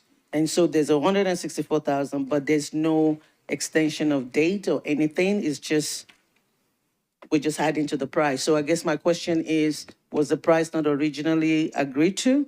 And what is the reason for adding it mid-term in the middle of the grant? The department that's using it would probably best be able to explain why they added the additional service, the additional scope of work, and then what the cost was. So there's additional scope of work. The analysis did not, from what I was reading, I did not see additional scope of work. I did not see an extension of date. I just see an additional cost. I can check with the department that's using the contract. Oh, okay. So I guess I think I want us to be mindful of the precedent that we might be setting of inviting members of the administration to the podium in the main meeting when that is typical in budget and finance. I do know, Ms. Swara, given the weather, you were unable to come to budget and finance. So I guess I would say to the administration, if you seek to recognize Assessor Will Hoyt, I will allow that. Okay. Mr. Sexton, The administration would like to ask if Ms. Will Hoyt can speak on your behalf, yes. okay? Assessor Will Hoyt, you are recognized to respond to Councilwoman Swara's question that she was unable to pose in Budget and Finance yesterday. Please, ma'am. Thank you.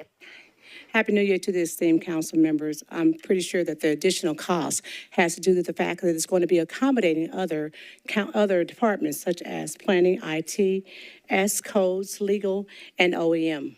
It has started out as being a contract that's going to be solely for our office, and that is going to be providing the oblique photography. That's going to be a flyover of Nashville. But because these other departments are going to be involved and have found the great value that is going to be provided by this particular company, Pictometry, that's the reason for the additional monies. Okay, I appreciate that. And going forward, I would really appreciate if somebody at the administration table could respond to those things so we don't kind of set that precedent, okay? Great, awesome, thank you. Councilwoman Swara, any further questions? Anyone else seeking to be recognized on this bill? No, okay, we have a proper motion and a proper second. All in favor of RS 2024-172, please say aye. Any voting no, any abstaining on this? Okay. Our next item not on consent is agenda item 32, RS 2024-173, a resolution approving a contract between the Metropolitan Government of Nashville and Davidson County and Center for Internet Security, Inc., to provide cybersecurity services and real-time operational support services. It sponsors Porterfield and Bradford. Ms. Porterfield, Chair Porterfield, you're recognized. Thank you, Vice Mayor. Committee reports. Budget and Finance voted 13 in favor, 0 against, 0 not voting. Okay, Chair Bradford of Government Operations, sir, you're recognized. Still 7 in favor, none against. Okay, right. Move for approval. Thank you. Is there any discussion on this item?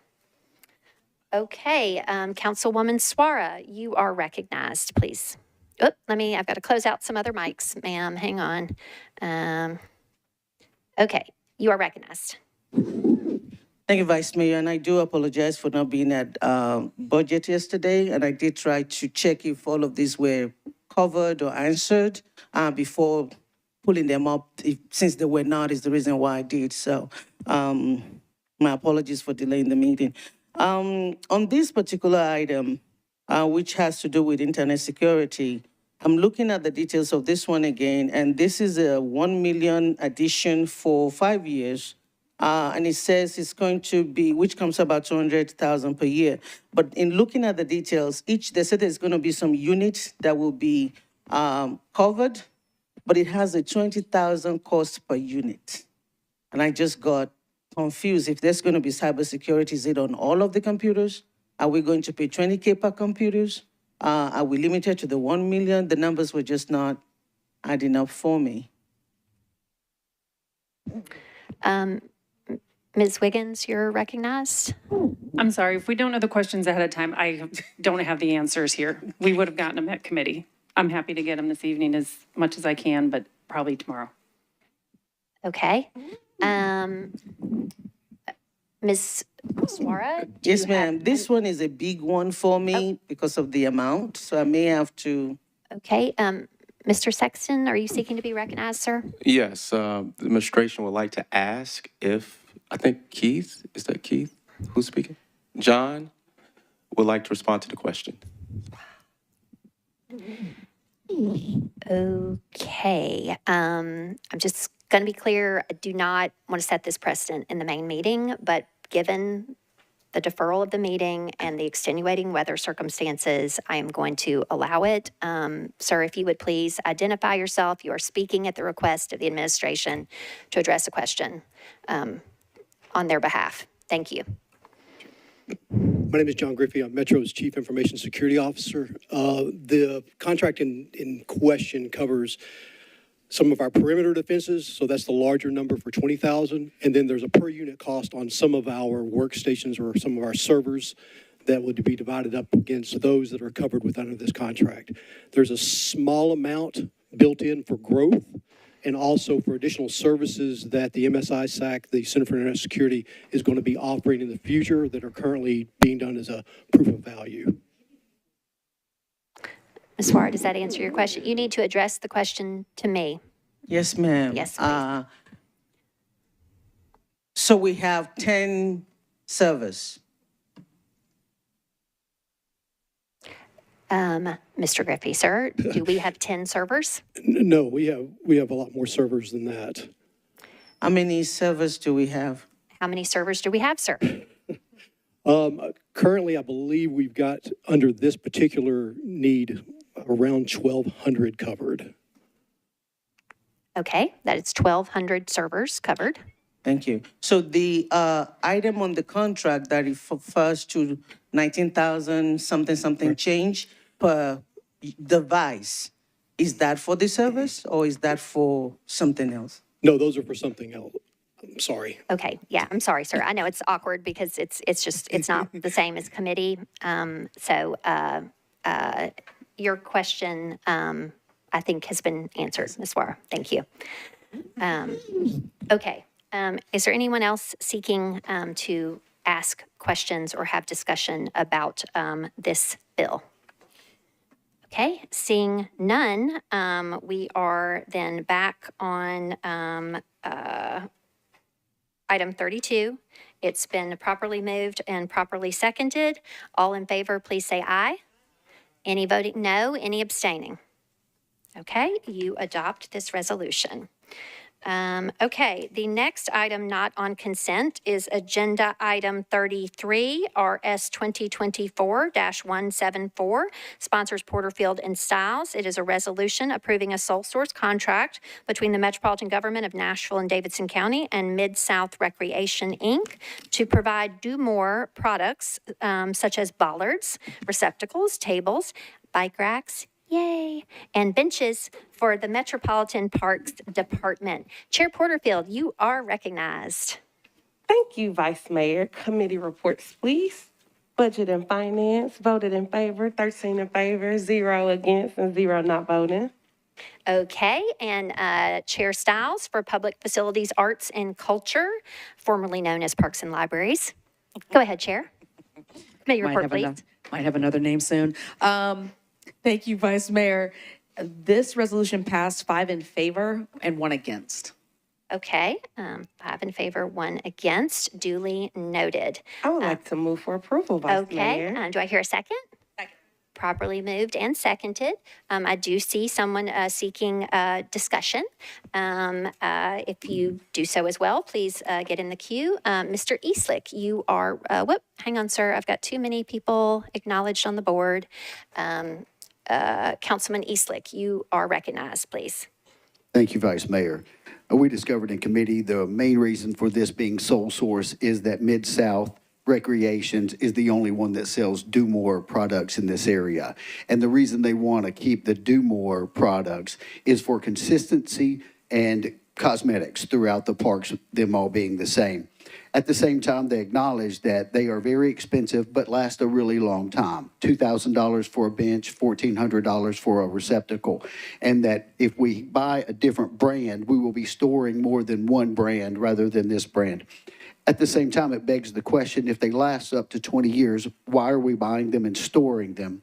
And then also, there was, when asked about the competitive bid, or the last time a competitive bid was done, there was no answer to that. So with all this discovered, we also discovered that Metro Parks is looking for more money for maintenance and improvements to existing facilities. So to ensure the money is being spent wisely, I would like to make a motion to defer this to find out if this is the best spending or the best use of a sole source contract, and that if we can find a better price for equally quality products, that we may be able to use the other money to improve other parks' properties. Okay, there is a motion to defer. That is a prevailing motion, but it needs a second. Is there a second to Councilman Eastlick's motion to defer? And I'm sorry, sir, did you say one meeting? One meeting will be fine. To the one meeting deferral. Seeking a second. Anyone? Okay, Ms. Webb has seconded, so properly moved and properly seconded. The motion that is now before you on RS 2024-174, the sole source contract for Metro Government and Mid-South Recreation, is a one meeting deferral. Is anyone seeking to be recognized to speak in favor or against or discuss the one meeting deferral motion? Okay, Ms. Porterfield, you're recognized. Thank you, Vice Mayor. I'm not speaking in favor or against, but I did want to know if this was a time-sensitive item that needed to be passed at this time, or if the administration was okay with the one meeting deferral. Acknowledging the administration, Mr. Sexton? We want to support the request, so we would not be in favor of a one meeting deferral. Okay, good to know. Thank you, sir. Thank you, Vice Mayor. Okay.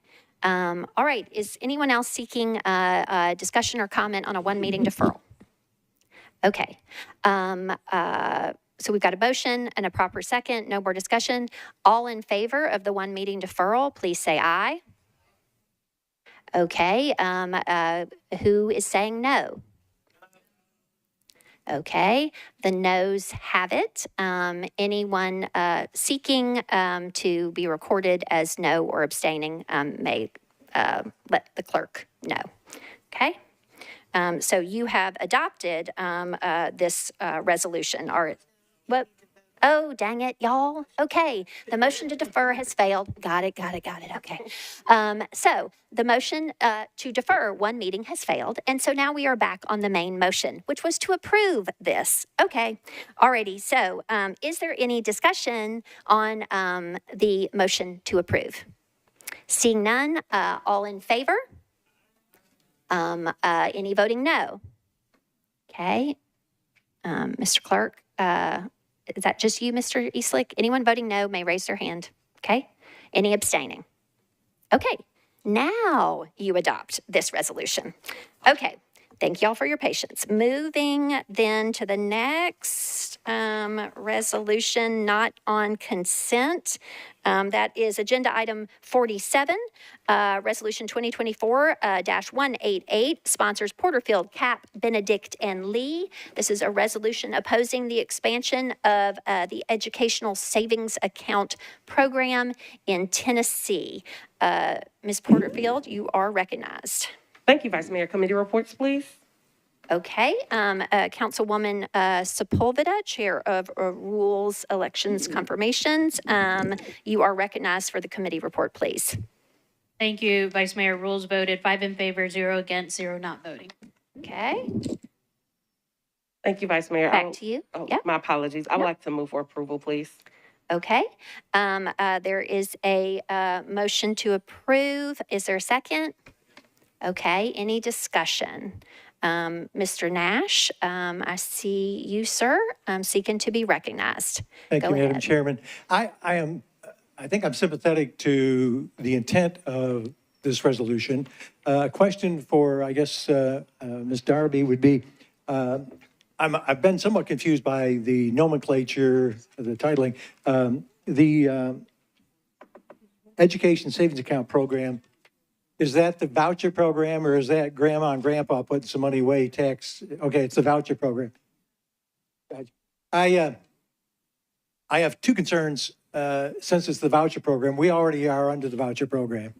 And so I'm not sure, frankly, that Nashville coming in saying, don't do it in the rest of the counties isn't just kind of a signal to this legislature to do the exact opposite. And then I also think that, frankly, the 90 other counties that no longer, that are not part of this program should be speaking for themselves. And I'm not sure that it looks good if we're trying to speak for them. I will be abstaining either way. Okay. Thank you, Mr. Nash. Councilman Cap, you are next to be recognized, sir. Thank you, Vice Mayor.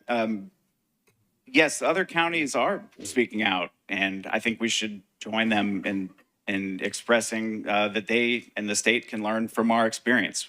There hasn't been any increase in education in Nashville as a result of the voucher program that's in existence here. I think this is an opportunity for the General Assembly to learn and our sister counties to learn from our experience. This body funds Metro Nashville Public Schools with the state and federal sources contributing about a quarter of that. If our state is embarking on a policy of defunding public education, over time, eventually this body, Metro government, is going to have to make up the difference. That's a matter of central concern to the taxpayers and people of Nashville. Public funds belong in public schools. Tennessee is already 46th in funding for public education, so I hope that all of you will join me in opposing this defunding of public schools to which Nashvillians contribute and where our children go to school. Thank you, Councilman Cap. Councilwoman Allen, you are recognized next, please. Thank you, Madam. Appreciate the recognition. I am not in favor of the vouchers. I am frustrated that there's no accountability being required for those things. So I appreciate this being brought up for discussion. I do understand that the council either has or is about to hire our own lobbyist at the state level, and would just ask if, this is more of a general question, in general, if we can have some kind of a system for communicating with that lobbyist and perhaps coming up with a strategy so that we can effectively influence what happens at the state in a way that actually gets results that we're hoping for, and would just throw that out as a, how in the world are we going to do that, and can we get that in place soon? Because I know there's a lot of bad stuff coming our way, and as important as these statements are, and they are important to make, what really matters is trying to get effective results up at the state capitol. So if at some point we can just get some information on who that lobbyist is and how we can work with them, that would be great. I appreciate that very much, Councilwoman Allen. That question is well made and well placed. Our lobbyist contract is not yet official. It is snaking its way through Metro DocuSign. As I understand it, how many more signatures? We still need 3 more signatures, and I want to thank Ms. Darby for being like a hawk trying to get that done. But we are behind, and as such, that is not yet official, and we are not yet registered. And so we want to be sure to cross all T's and dot all I's to be in compliance. And so that is why I have not made any announcement in that regard.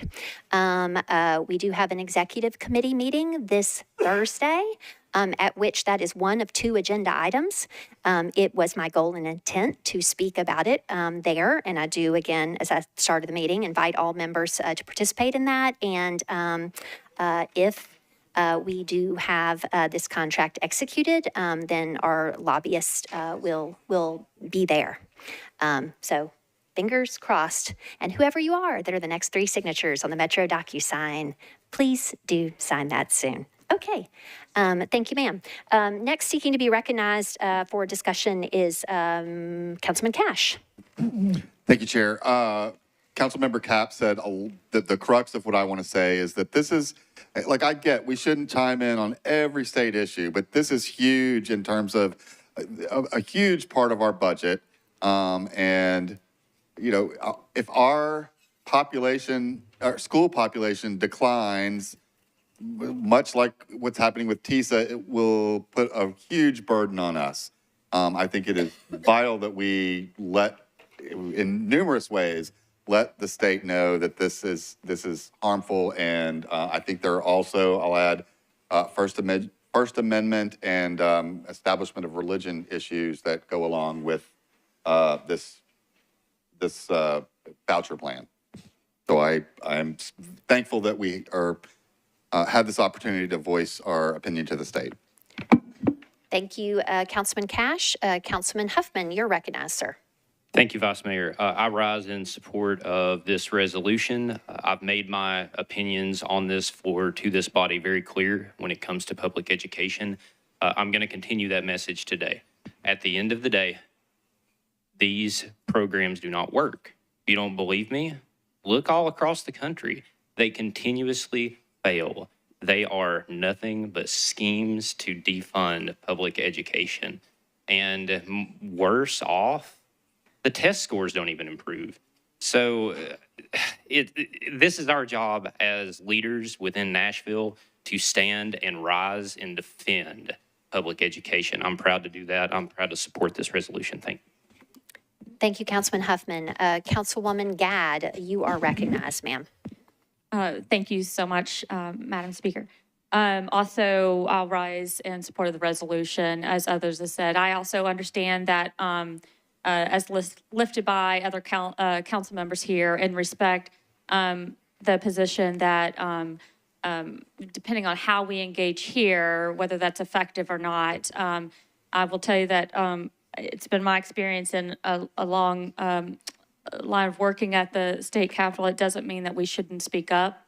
And so sometimes us being silent doesn't actually work to help us either.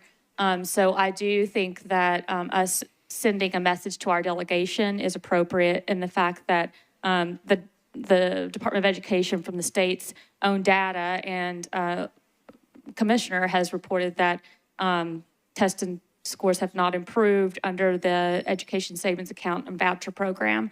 That has been in effect. And we've also seen that the amount that's actually being offered doesn't even cover what is being spent in Metro Nashville Public Schools per year.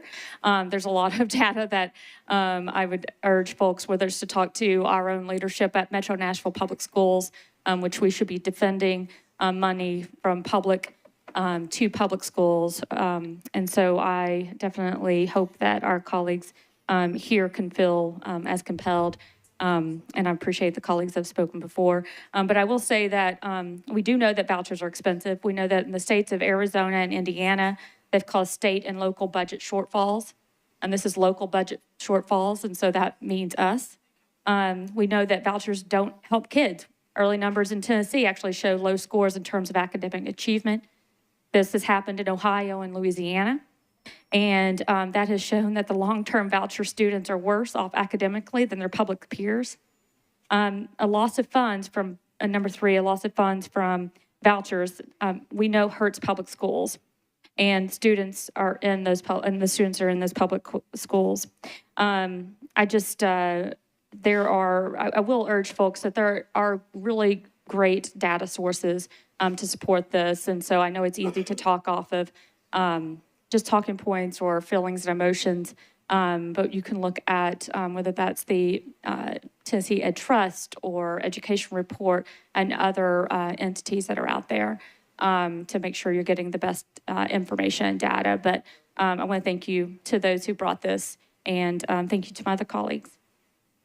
Thank you, Councilwoman Gadd. Councilwoman Antoinette Lee, you are recognized. Thank you, Madam Chair. I am rising in support of this, to ask you all to look at this and please vote in support of this. There are other counties, there are other school boards, there are other superintendents that are expressing their opinion that this is not good for their area and it is not good for our state. We should not be afraid to stand up and say, this is not good for our area. We were elected to try to promote what's good in Nashville. If this is not good for Nashville, we shouldn't be afraid to say that it's not good for Nashville. Others will then stand up and say the same thing, which they are. I'm going to, I guess, repeat everything. I'm not going to repeat, but my sentiments are to repeat everything that has been said before. Vouchers do not cause scores to go up. They are not good. And what they do is take finances, take money from public schools. And you will find out that the state is lacking in some money now that they need. So why should they look at funding this when they can't fund raises for their school teachers? They can't put more money into schools, but yet we can fund vouchers. All of that doesn't go together. So as you look at things and hear what people say, and look at all of the programs and other places and how those school systems look now when they said that, oh, vouchers are the answers, let's do this, and they found out it wasn't. We're kind of behind the times because we don't look at what went wrong and say, well, we're not going to follow this because that went wrong. We just jump on the bandwagon, I'm going to say, because money is involved. And is it that the state is getting money for doing this? Are the folks who are pushing it real overfunded? I don't know what the answer is, but I do know the answer is not vouchers. So I'm going to ask you to look at this closely and please, please do what's best for our city, and that is to support this. Thank you, Madam Chair. Thank you. Ms. Lee, Councilwoman Suara, you're recognized. Thank you, Vice Mayor. I will not repeat all that have been said. I'm fully in support of everything as well, but I just want to remind us of two things. When talking about vouchers, people tend to say they support parent choices and parents having the option. It's okay for parents to have option. There's nothing wrong in parents having option. The problem is their option is defunding the public schools. That's where the problem is. If people want to put their kids in private schools, and people have done that over the years, then let them pay for it. If they want to put them in special schools, then let them pay for it. But the fact that every time a kid leaves Nashville public schools or any public schools, the money goes with them. We're not putting enough money in our schools to start with, and then now we're taking it away when somebody leaves. And I think that's what we have to understand. And I want to remind those of you that were on this body last year. Remember last budget when Metro was short 21 million?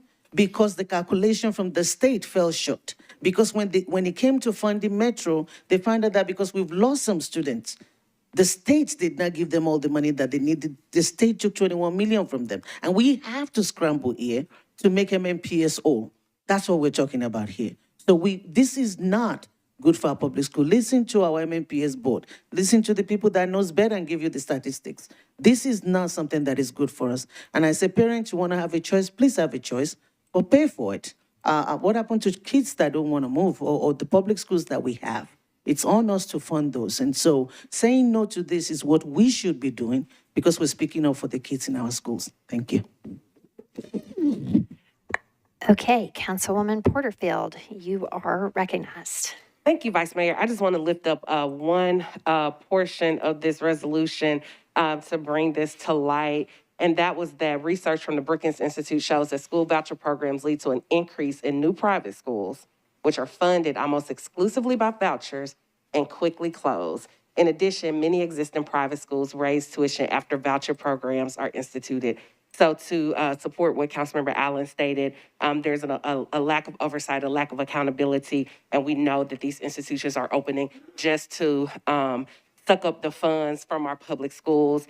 And this is a mass attack on defunding our public education. So I just want to thank my colleagues for standing in support. And I would like to remind everyone, in lieu of the Murphy Rule, which we no longer have, if you would like to sign on, I would just like to encourage everyone to email metroclerk@nashville.gov so that your names can be added to this resolution so that you can make a strong stance and make sure that your community and your constituents know where you stand on this. Thank you, Vice Mayor. Thank you, Chair Porterfield. Mr. Bradford, you are the last in the queue. Are you seeking to be recognized for discussion? You're recognized, sir. So I was actually going to invoke the new council rule 12.3 that all those voting in the affirmative be listed as sponsors of this bill. Okay, duly noted. Okay, we then have a motion to approve. I think we know that we're going to have more than one negative vote. And so in that regard, seeing no more discussion, moved and properly seconded, Mr. Clerk, would you open the machines for the vote on RS 2024-188, please?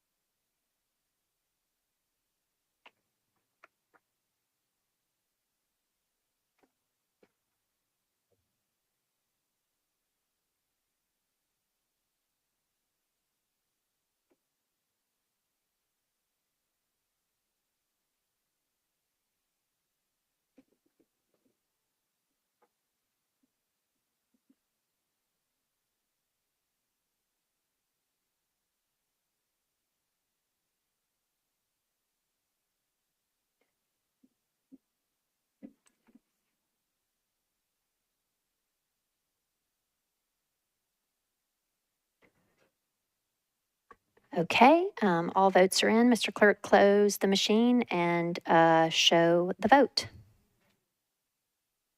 Okay, this motion passes with 32 votes and 3 abstentions. And per the invocation by Mr. Bradford, this passes also with Rule 12.3, such that all folks voting in the affirmative will be listed as sponsors. Okay. The last item that we have that is a resolution not on consent is Agenda Item 50, RS 2024-191. Sponsors Swara, Sepulveda, Vo, Huffman, Gamble, Nash, Toombs, Stiles, Welsh, Evan Siegel, Allen, Bradford, Cap, Porterfield, Ewing, Ellis, Gadd, Benedict, and Prep T is a resolution recognizing January the 22nd, 2024 as Language Justice Day in Nashville and Davidson County. Councilwoman Swara, you are recognized. Thank you, Vice Mayor. Committee reports, please. Councilwoman Sepulveda, you're recognized. Rules voted, 5 in favor, 0 against, 0 not voting. Okay, back to you, Ms. Swara, for a motion. Thank you. I would like to move approval with just a brief comment. You're recognized. Thank you. A lot was said at the press conference, and I use this opportunity to apologize for us not doing the committee announcement that was on me. But I wanted to just make sure that on record here that for those that missed the press conference, 15 years ago was the date that Nashvillians went to the polls and voted that they do not want to do the authorizing of other. If that had passed, what it means is that we will only be conducting business in English only. And all of our residents that speak other languages will not be able to watch our meetings, do business with Metro. And so I wanted to rise up. I'll be brief because I said a lot at the press conference, but I wanted to say thank you. Thank you to Nashvillians for always being a welcoming city. Thank you to Nashvillians for always wanting to make sure that we make room for the other. Thank you to all the people that led the effort, the Nashville For All campaign, the mayors and all the organization. When you look at the resolution, it's a county-wide effort. We couldn't even list everyone that is involved. But it shows that when we come together, we as a city is showing that we value each other and that we welcome everyone. I'm going to repeat what I said out there, that the work is not done. There's still a whole lot more for us to be done. And in a time where our country, our world is polarized, let Nashville continue to be the beacon of hope, where we make sure that we value each other and we make sure that we leave space for everybody to feel welcome and to feel touched. Thank you. Thank you, Councilwoman Swara. Councilwoman Sepulveda, you're recognized. Thank you, Vice Mayor. I do want to thank my colleague for sponsoring this resolution. And I'm not going to say much besides I agree we still have a lot of work to do. there are Metro notices that go out that are only in English. There are still communications going out from various departments that's only in English. And our work is far from being done. We have only begun to scratch the surface of some languages that are needed as far as translating. There's also a wave of Indigenous individuals who we haven't even begun to address. And this is a problem in several departments. It's a problem in our courts when community members are scrambling to find translators who speak Indigenous languages, among others. And so I would encourage us to think deeply of ways to include our diverse community. And like Councilmember Suarez said, not just from languages that are spoken, but those who are also from the deaf community. You know, I am able and lucky and fortunate enough to be able to translate my newsletter in Spanish, but I do not have the capacity to translate it in other languages. It is hard to convince a community of people to participate in their government when their government cannot communicate with them and when they don't see themselves reflected in their government. So I would encourage all of us to continue to strive to do better for our community as a whole. Thank you, Councilwoman Sepulveda. Chair Porterfield or Councilwoman Porterfield, please. You're recognized for discussion. Thank you, Vice Mayor. Today was just beautiful being able to stand out there with the community. And it was referenced that this was like a big family reunion for the people that worked on this. I just wanted to bring to the attention of the body for anyone that may have missed this in that when they were talking about the history of this particular measure, initially the council voted to pass this. And it was the mayor who vetoed it at that time. And from there, the community organized and galvanized. And it is with the people of Davidson County that this was overturned. It was with the people of Davidson County that we've been able to make the progress that we've made today. And I think sometimes we take this, this job that we're privileged to do, sometimes we forget the privilege that we have of standing up for the people of our city. So I just want to thank everyone that worked on this 15 years ago. Many of those people are still in this fight for justice and equity today. And because of those seeds that were planted at that time, we're able to continue to reap with the largest number of immigrants elected to our Metro County body for this term, and with the historic election that we had with our first Haitian American elected official here, our first Vietnamese elected official, our first Latina elected official, our first Nigerian American elected official. And I think sometimes we forget that we're in the midst of making these histories, because in 2024, it shouldn't be the first time that we're doing these things, but it is the first time. So I just wanted to make sure that we not only acknowledge the work that has been done, but the work that our colleagues are doing every single day and that they're continuing to do, and to just stand in support and appreciation of that. So thank you, Vice Mayor. Thank you, Chair Porterfield. Well said all. Okay. Seeing no one else seeking to discuss or comment, Ms. Suara, it is back to you, I guess, although we have a motion properly seconded at this juncture. I will remind members at any point during the meeting, you can email metroclerk@nashville.gov to sign on to any or all bills. But Ms. Suara, I think we have a motion properly seconded and no more discussion. So, okay. Yep. All in favor, please say aye. Any voting no? Any abstaining? Okay, you have adopted this resolution. Okay, we have finished with all our resolutions, both on consent and not on consent. And now we are moving ahead in our agenda to section K, which is, well, late resolutions. So yeah, we still have 2 more resolutions. Okay, all righty. So, agenda item K1, RS 2024 XXX. It has no number because it is late. It is sponsored by Ms. Stiles and Ms. Allen. Councilwoman Stiles, you are recognized. Okay. Ms. Allen, would you like to be recognized on this matter? Yes, Madam Chair. Madam President, I would like to ask for committee reports. Okay. Let's see. Probably rules. I think we need to move to suspend the rules. I need to move to suspend prior. the rules. Then we will go to Chair Sepulveda on the nature of the emergency for the suspension. Okay. Chair Sepulveda, you are recognized for the nature of the late file. Yes, thank you, Vice Mayor. Rules considered the late filed nature and had no issues. We voted 5 in favor, 0 against, 0 not voting. Okay, hearing that from the committee and the request of Councilwoman Allen to get this matter before us, are there any objections to the suspension of the rules?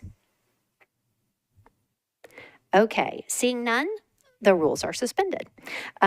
Okay, so back to you, Ms. Allen. Typically, that would be for committee reports, but Ms. Sepulveda did a consolidated committee report, and we've heard that already. So it's to you for a motion, please. Thank you. I would move Oh, for... I'm sorry, but you also need to get a budget and finance report. Okay, committee reports. Yeah, I'm sorry, Chair Porterfield. Go ahead. No worries. Budget and Finance considered this and approved 13 in favor, 0 against, and 0 not voting. Okay. Back to you. Ms. Thank you. Allen. And then I would like to move for approval, just saying that this is late filed because it was marching its way through the DocuSign to get all the signatures, and there is a time component that makes it helpful to get this passed so that they can get the grant or the volunteer. Ms. Allen, if I may, my apologies.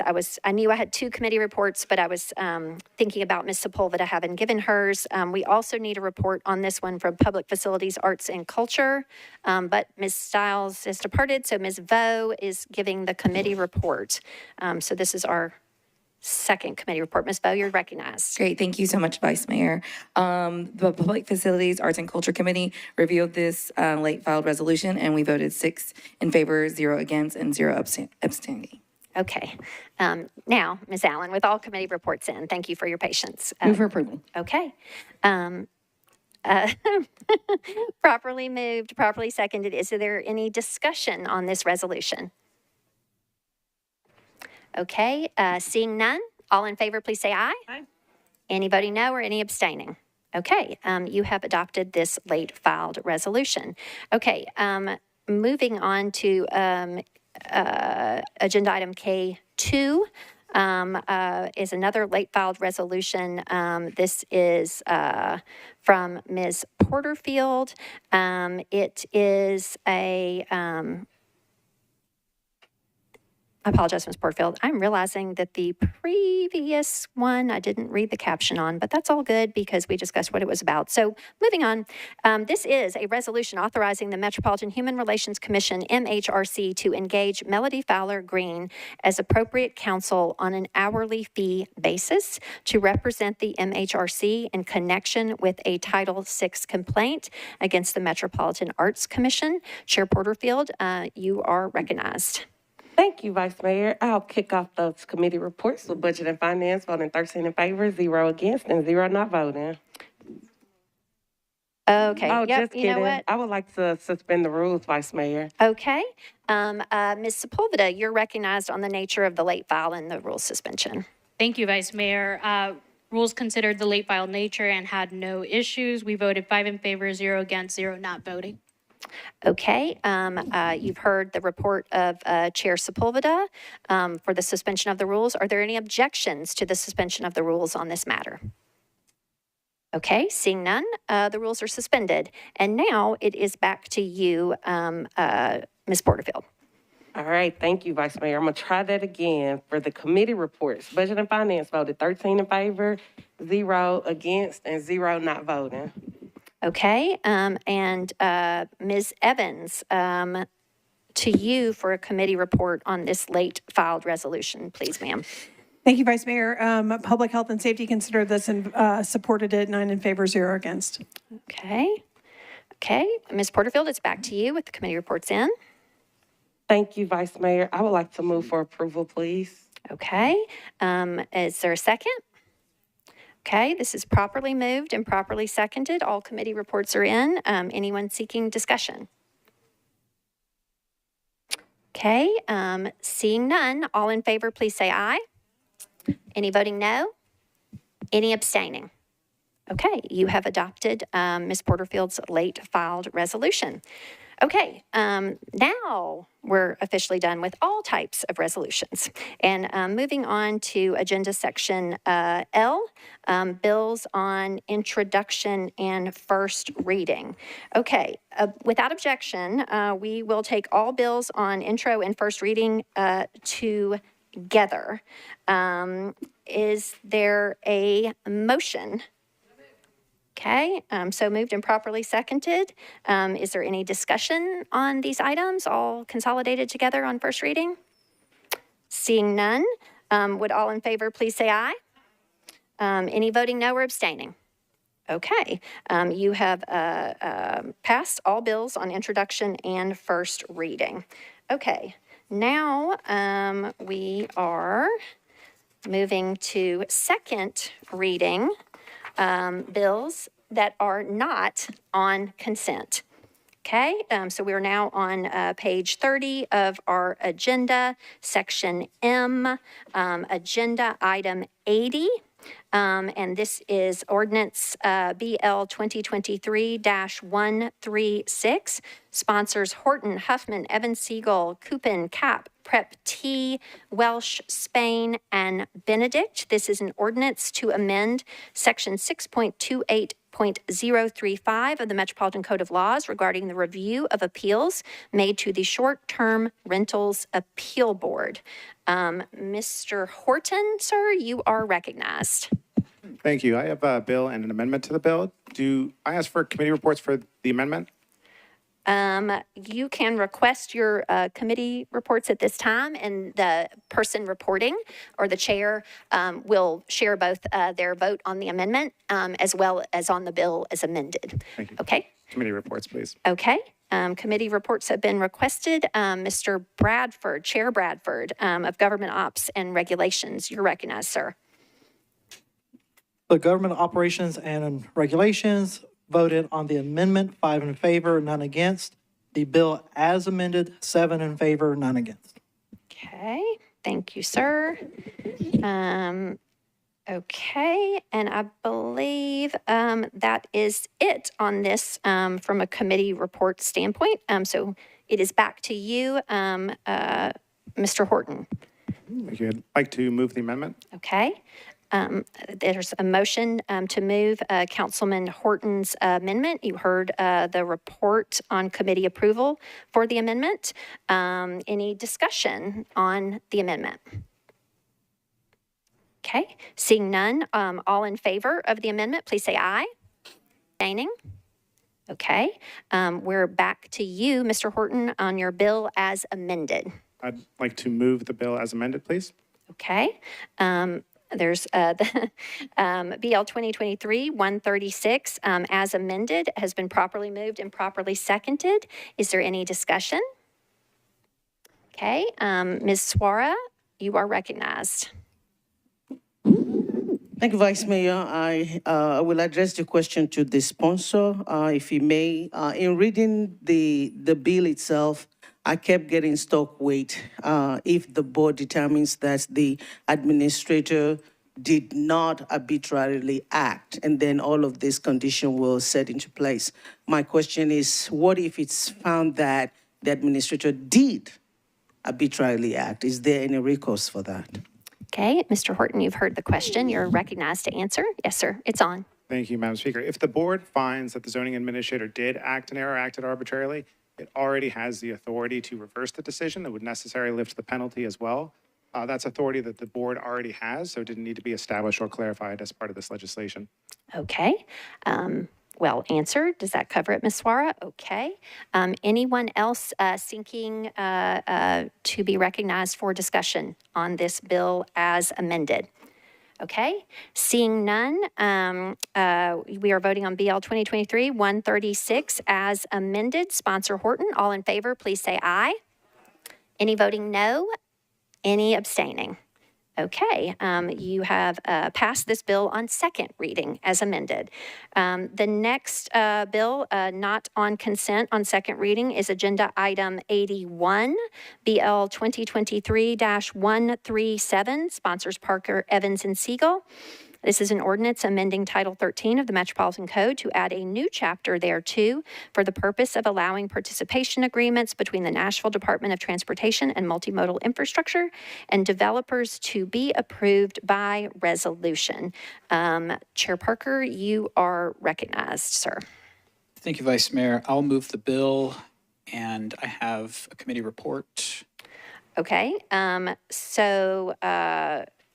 you have requested your committee reports, and you have one of your own, I guess. So, Is it appropriate to report on how we voted on the amendment and the bill at this point, or wait until the amendment's moved?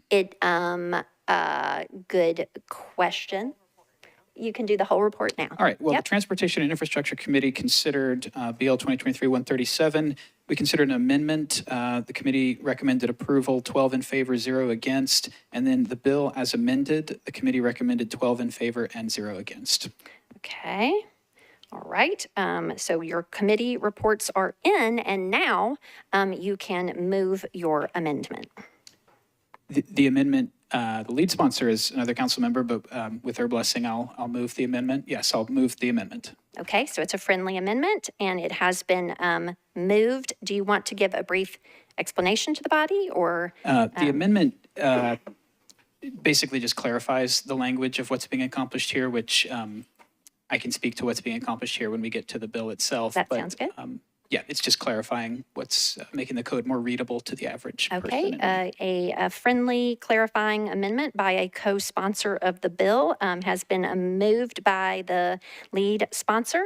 Is there a second on the amendment? Okay, properly moved, properly seconded. Any discussion or questions on the amendment? Seeing none, all in favor of the amendment, please say aye. Aye. Any voting no, any abstaining?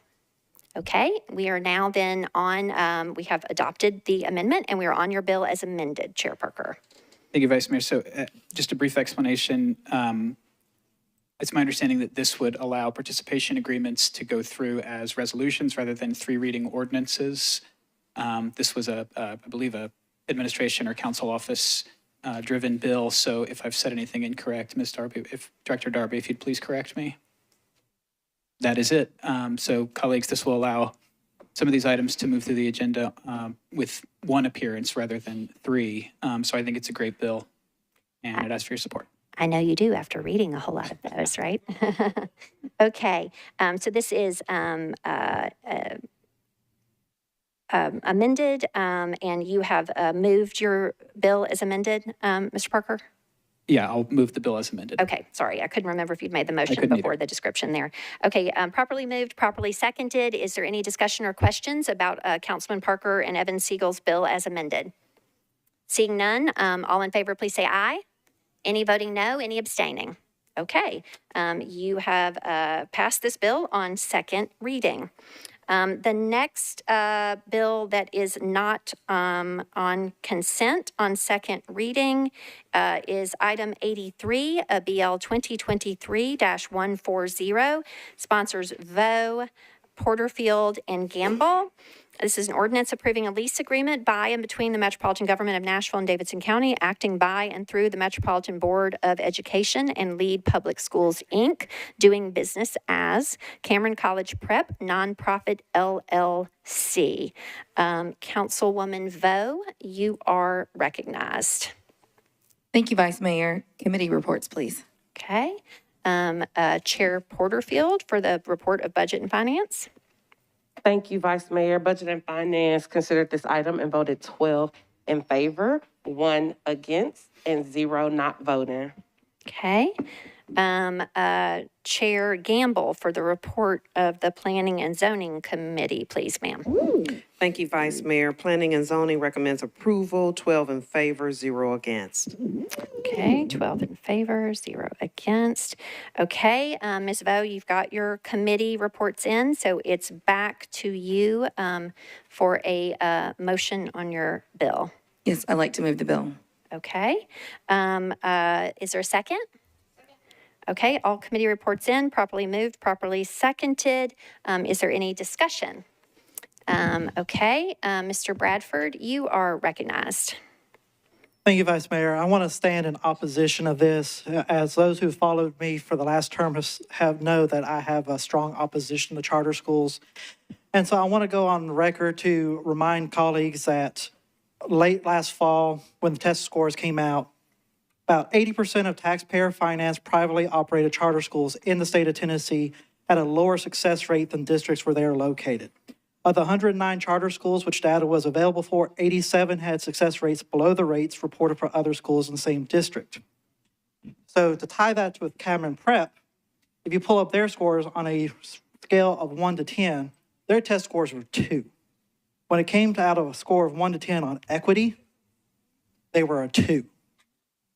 So I want to remind my colleagues that these charter schools are not beneficial. They are predatory. They prey on our Black and brown communities, our underserved communities, and they are parasites that leech our hard-earned tax dollar monies to line the pockets of private business operators at the expense of our public school students, employees, and teachers. So I'm urging everybody to stand with our traditional public schools and vote down this charter amendment, or this charter lease. Thank you. Okay, thank you, Mr. Bradford. Councilwoman Porterfield, you're recognized. Thank you, Vice Mayor. Mine probably could have been like a point of inquiry. Is this going to be a voice vote or are we going on the machine?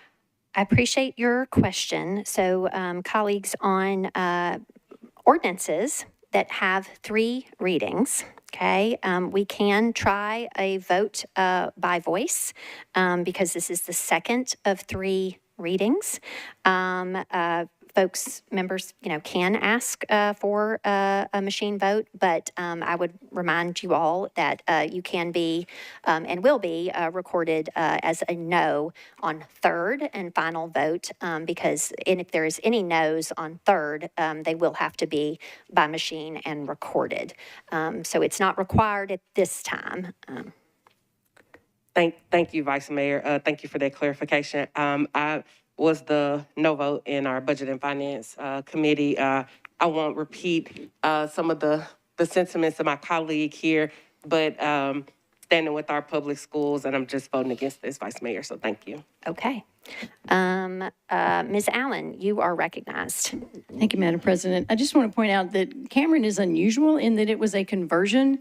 They did not create a new building and go find students. They simply came in 1 grade at a time in the existing neighborhood school that was struggling and created a new school culture in an attempt to work with students that were in a school that was not serving them well.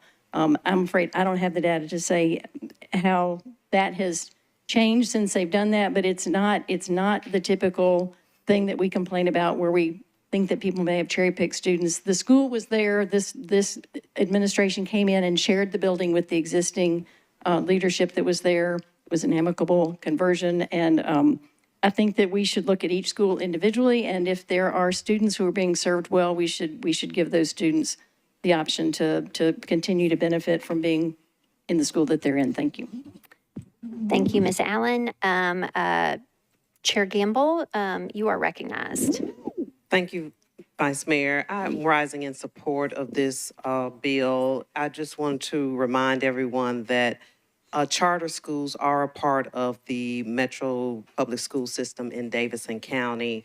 And I'll clarify, but it's my understanding that the school board recommends the use of these buildings for charter schools. Is that correct? If someone could just... I'm not answering that question. Okay. To whom are you addressing your inquiry? The administration? Yes, please.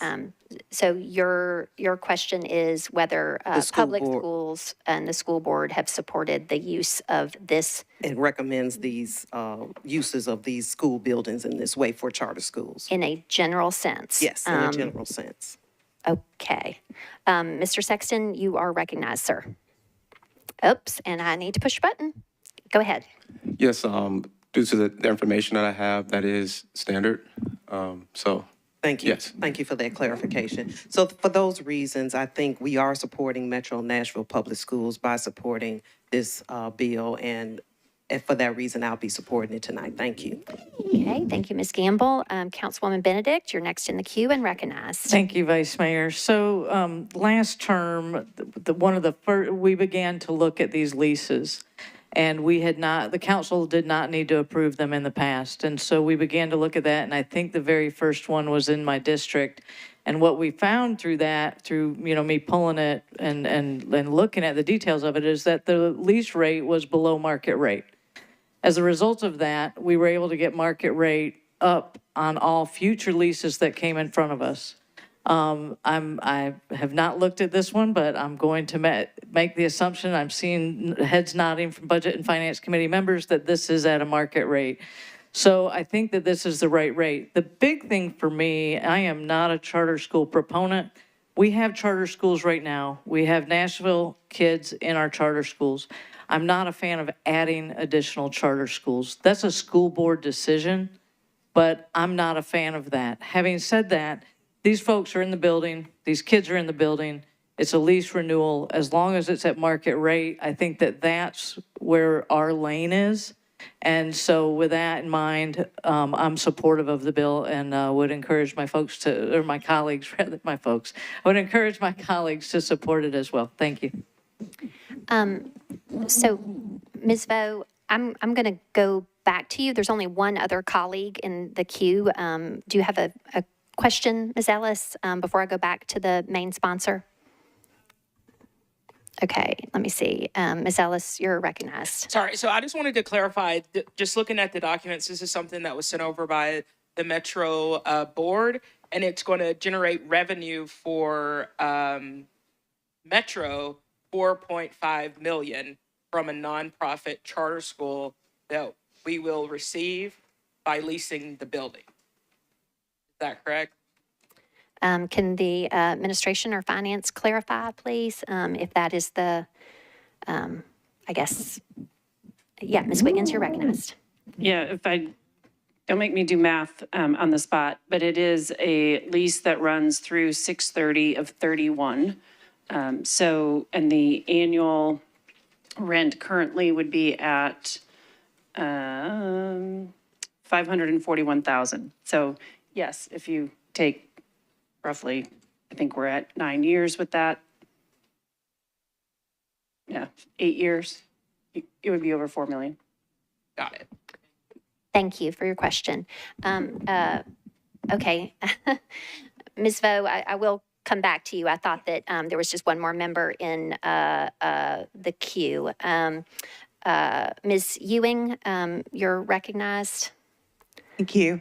I just wanted to very quickly magnify what Councilperson Allen was saying, which is that I think that there needs to be an effort to look at these things on a case-by-case basis and not conflate everything into one massive issue that should have some nuance applied to it. So, and I also want to also magnify what you said, which is that this is an opportunity for our school system to recoup some costs.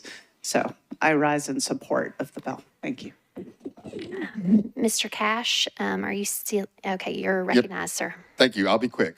While the school system is getting some money from this lease, there are also expenses that are at some point going to be expected to maintain buildings. And if you look at the 7-year MNPS capital plan, a lot of times those costs are in the tens of millions of dollars. So just saying this is what we're collecting from the lease is not the full picture. There's also going to be money we're going to have to spend to maintain the building. Thank you, Mr. Cash. Ms. Suara, are you seeking to be recognized? Yes, okay. Thank you, Vice Mayor, and I'm not going to tell folks to vote yes or no, but I just want to make a number of clarification, and I think Councilmember Cash started on one of the areas that I wanted to start with, that when we're looking at the money that is coming in, we're not looking at the money that is going out. We just spent time talking about vouchers and the money that kids leaving public school takes from the public school is not even 20 minutes ago. And so that's part of that calculation that we need to figure out into what we're talking about. In terms of MMPS oversight, I think it's good for us to also clarify that while charter schools falls under MMPS, they're not really held accountable. The rules is not the same as the other public schools. And so when you talk to school board members, yes, they can approve whether they should be there or not, but the state rules do not allow them to fully control them and demand accountability from them like they would do from the public school. And I think it's always good for us to make sure that we get all these nuances corrected. So whichever way people want to vote is good, but I'm just saying that I don't like when we conflate things, and I always like to clarify things. So that's what I want to add. Thank you. Councilwoman Vo, it's back to you. Great, thank you so much, Vice Mayor, and I really appreciate all of the discussion on this bill. I do want to confirm regarding renovations and expenses, not just what's bringing in. The charter school does pay for general maintenance and for non-capital renovations, and the major capital renovations are paid by MNPS. So I do want to clarify that. And also, it is a zoned charter school, and this school is right next to me. I've worked with the students. And I think it is very important for this lease to be approved so that we can, adjust with the pricing, just like the administration said. They did a lease report to make sure that we were paying, that they are being charged the most current market rate. Thank you. And so I just ask my colleagues to support and vote on this ordinance in support of it. Thank you. Okay, we have a motion that was properly seconded previously, and seeing no one else in the queue for discussion, again, we are going to try this by voice because we are only on the second of 3 readings, and you can have your no, recorded on third, just so you're aware. So would all in favor please say aye? Aye. Those voting no? No. Any abstentions? Okay, Mr. Clerk, would you please keep your hands up, Ms. Lee, Ms. Prepty, and Ms. Suara for your abstentions? I believe the ayes, and Mr. Cortez, the ayes have it. So this has been passed on second reading, and it will be back before us on third, at which time, given no votes, there will be a machine vote at that time. Okay. Now, moving on to agenda item 85, BL 2023-142, sponsors Coupon, Porterfield, Gamble, and Parker. This is an ordinance approving a participation agreement between the Metropolitan Government and Tennessee Stadium LLC for the design and construction of a sewage pump station and associated lines and equipment. Councilman Coupon, to you, please, sir. I believe I would like my committee reports, please. Okay. Budget and Finance Chair Porterfield, you're recognized for committee report. Thank you, Vice Mayor. Budget and Finance considered BL 2023-142 and voted 13 in favor, 0 against, and 0 not voting. Thank you. Chair Gamble, hang on. I've got too many hot mics. Hang on. Okay, you are recognized, Chair Gamble. Thank you, Vice Mayor. Planning and Zoning recommends approval, 12 in favor, 0 against. Okay. Chair Parker, you are recognized for your committee report, sir. Thank you, Vice Mayor. Transportation and Infrastructure considered BL 2023-142, recommended approval, 12 in favor, 0 against, 0 not voting. Okay. All right. Mr. Coupon, it's back to you, sir, for a motion. I would like to move approval. Okay. Is there a second? Okay. Properly moved, properly seconded. All committee reports in. Is there any discussion? Okay. Councilwoman Suara, you're recognized. Thank you, Vice Mayor. I only have one question on this, and I have one on the next one. And my question comes to the 20% determination in terms of how much the stadium will be paying versus what Metro will be paying. And I was just curious to find out how we determine that 20%. Why 20? Why not 50? Why not 30? And who came up with that percentage? Mr. Mendez, you're recognized, sir. Thanks, Vice Mayor. Bob Mendez from the Mayor's Office. Thanks for the question, Council Member. At committee yesterday, we had the Water Department personnel, and they described in some detail the work that had been done to study other stadiums that are more modern, including the new one in Las Vegas, to figure out what the flow would be. And the Metro Water Department subject matter experts reached the conclusion that 20% was the expectation. Thank you, Mr. Mendez. Ms. Wara, that covers your question. Okay, thank you. Is there anyone else seeking to be recognized for discussion or a question? Okay, seeing none, Mr. Coupin, it is back to you, sir. I guess no, we've got a motion and a second and no more discussion. It has been moved for approval. All in favor, please say aye. Aye. Any voting no? Any abstaining? Okay, your bill has passed on second reading, and you are standing up. That's good, because you're next. Again, Agenda Item 86, BL 2023-143, sponsors Coupin, Porterfield, and Parker, is an ordinance establishing a Central East Bank redevelopment area and authorizing the recovery of costs incurred in constructing sewer pumping and conveyance facilities necessary to serve the redevelopment area through a sewage infrastructure cost recovery charge applicable to the properties within said area. Councilman Coupin, you're recognized. Committee reports, please. Okay, Chair Porterfield. Thank you, Vice Mayor. Budget and Finance considered Bill 2023-143 and voted 13 in favor, 0 against, 0 abstaining. Okay, Chair Parker, you're recognized for your committee report. Thank you, Vice Mayor. Transportation Infrastructure considered BL 2023-143, recommended approval, 12 in favor, 0 against, and 0 not voting. Okay, it's back to you, Mr. Coupin, for a motion. I would like to move approval. Okay. Properly moved, properly seconded. Any discussion? Okay, Ms. Swara, you're recognized. Thank you, Vice Mayor. Since this is my last question, I do want to say that, sorry I missed the Budget Committee meeting, but last time a colleague always said that for the sake of the viewing audience, I didn't think I actually appreciate what that means. But sitting in this chair, there's some question that you do ask, not just because you don't know, but because in case anyone else may have the same questions or the audience might have. So sorry I made you all go late tonight. But I hope somebody listening somewhere get the answers to their question.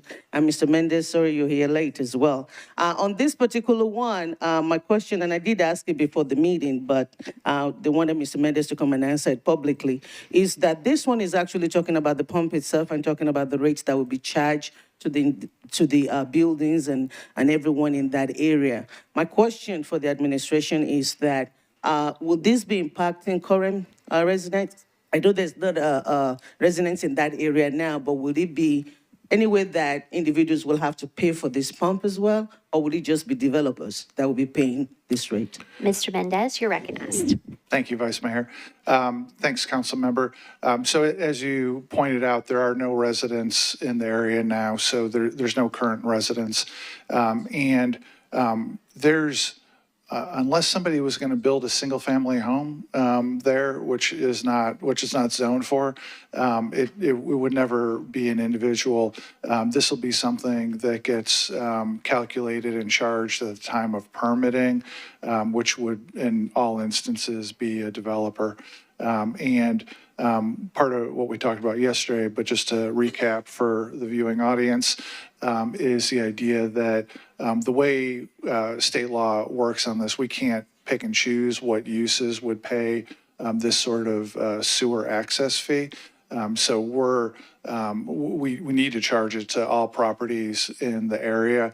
And the other thing that was mentioned is the idea that so far the largest users are 18-acre site, owned by a private party, a 30-acre site owned by Metro, the rest of the land owned by Metro, And if you're building a mixed-use community, where you've got some office, some retail, some housing, maybe hotels, if you pay less on the residential buildings, you're just going to pay more on the other buildings. So it should, especially for the large developers, it should be netted out whether we could not charge residential buildings or not. But the bottom line is that it will be charged at the time of development, and it has to be charged by law equally across all users based on their expected usage.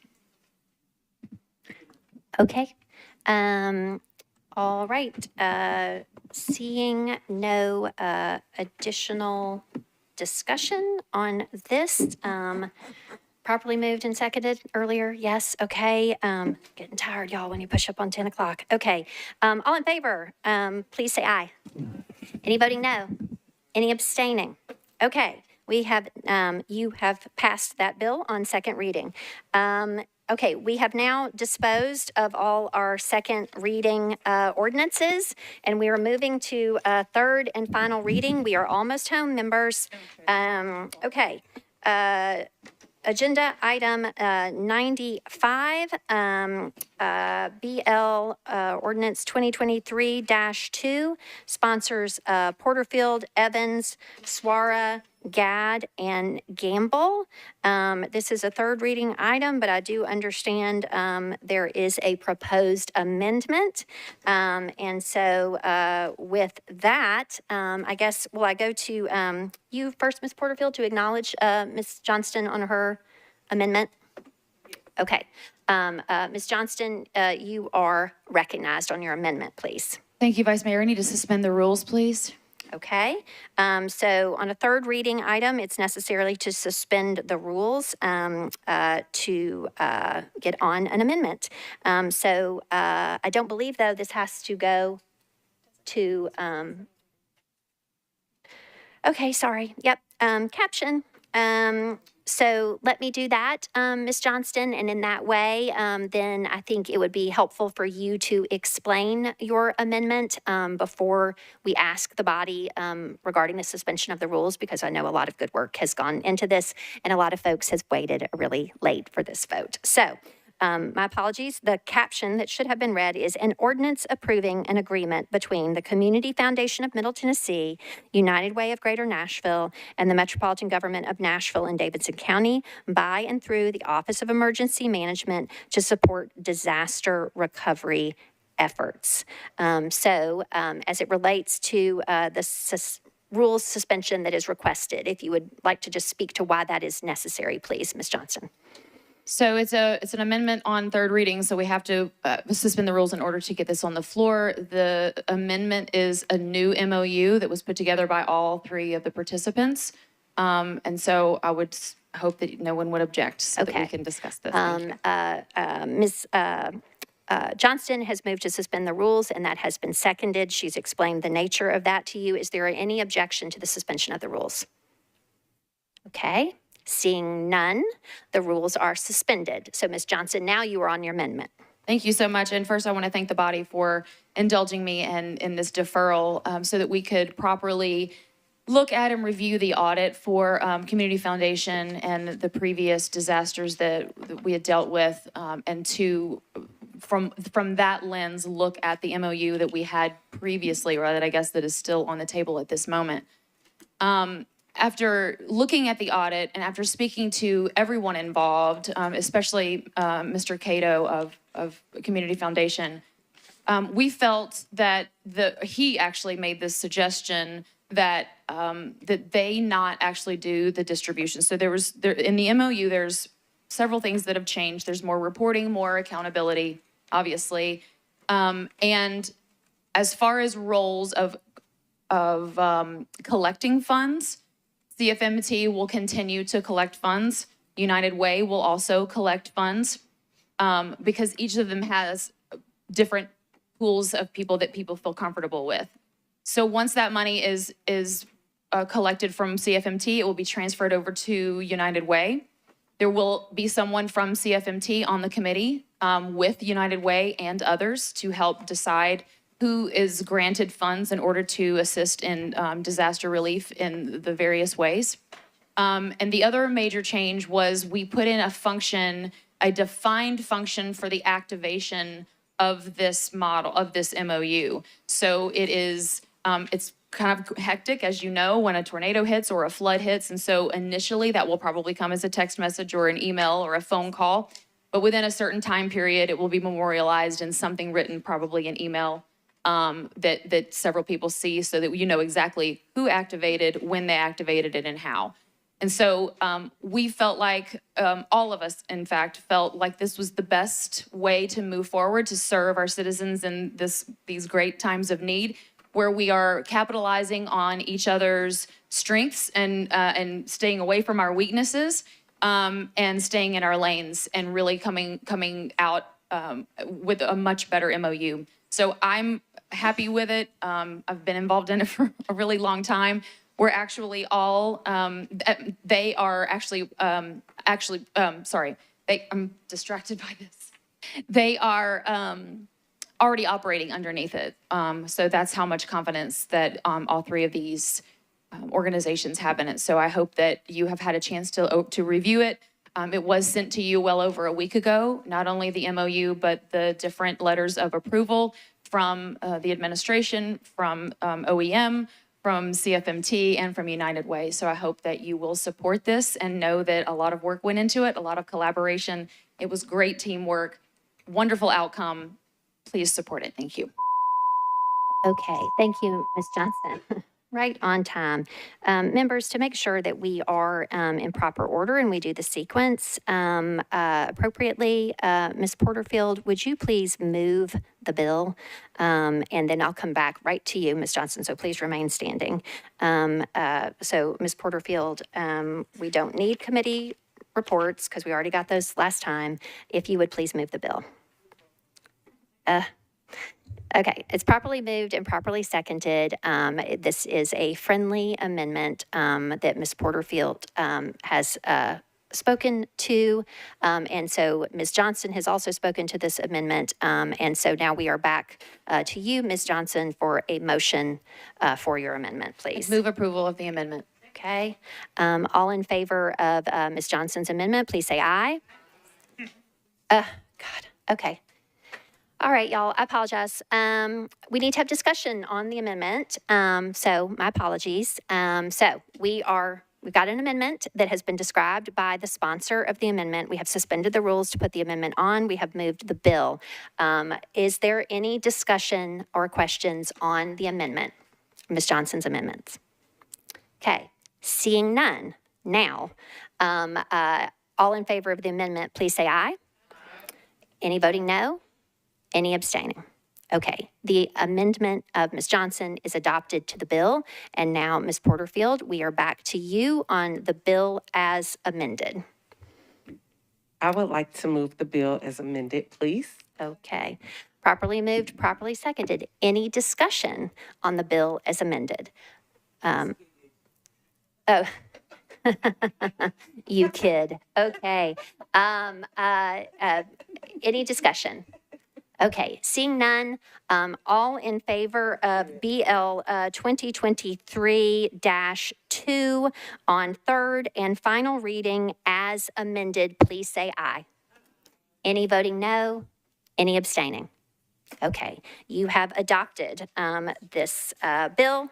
Thank you very much for everyone's work on this. Okay. Last two items, which we may or may not be able to take together, depending on what Mr. Coupin, the sponsor, decides to do, is item 96, BL 2023-105, sponsor Coupin, an ordinance to amend Title 17 of the Metropolitan Code of Laws and zoning ordinance of the Metropolitan Government of Nashville and Davidson County by changing from R6A to SP zoning for properties located at 909 and 917 Cheatham Place at the southeastern corner of Cheatham Place and 10th Avenue, 0.38 acres, to permit 8 multifamily residential units, all of which is described herein. Mr. Coupin, it goes to you, sir. Oh, I'm sorry. Thought you were Go ahead. Thank you, Vice Mayor. Can I take both bills together, please? Do you intend to move the amendments? I would like to move for deferral. You can absolutely then take them together, sir. So I would like to together. Okay, so let me then read the second bill that we're going to take together. That is its companion bill, Agenda Item 97, also sponsor Coupon, BL 2023-106, is an ordinance to authorize building material restrictions and requirements for Bill 2023, a proposed specific plan zoning, 909 and 917 Cheatham Place. This proposed ordinance requires certain materials to be restricted in the construction of the buildings. Both these bills can be taken together. Mr. Coupon. Can I move for the deferral, please? Or committee reports? What do you want to do? Okay. Ms. Gamble, do you want to give a committee report on this? Thank you, Vice Mayor. Planning and Zoning recommends the bills approved as amended, 12 in favor, 0 against, and for deferral to the February 6th meeting, 12 in favor, 0 against. Okay, I appreciate the report. So it's back to you for the motion, Mr. Coupon, on both these bills. I would like to move for that deferral to the February 6th meeting. Okay.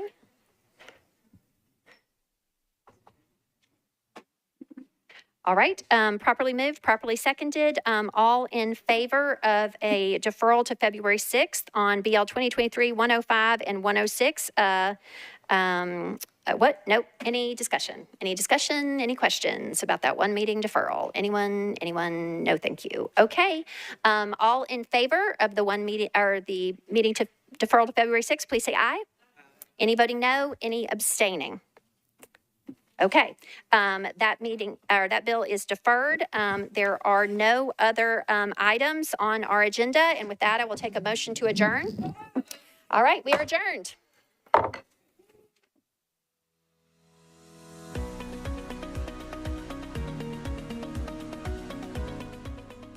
This has been a service of the Metro Nashville Network. If you would like to see this presentation again, or for more information on this and other programs, visit nashville.gov.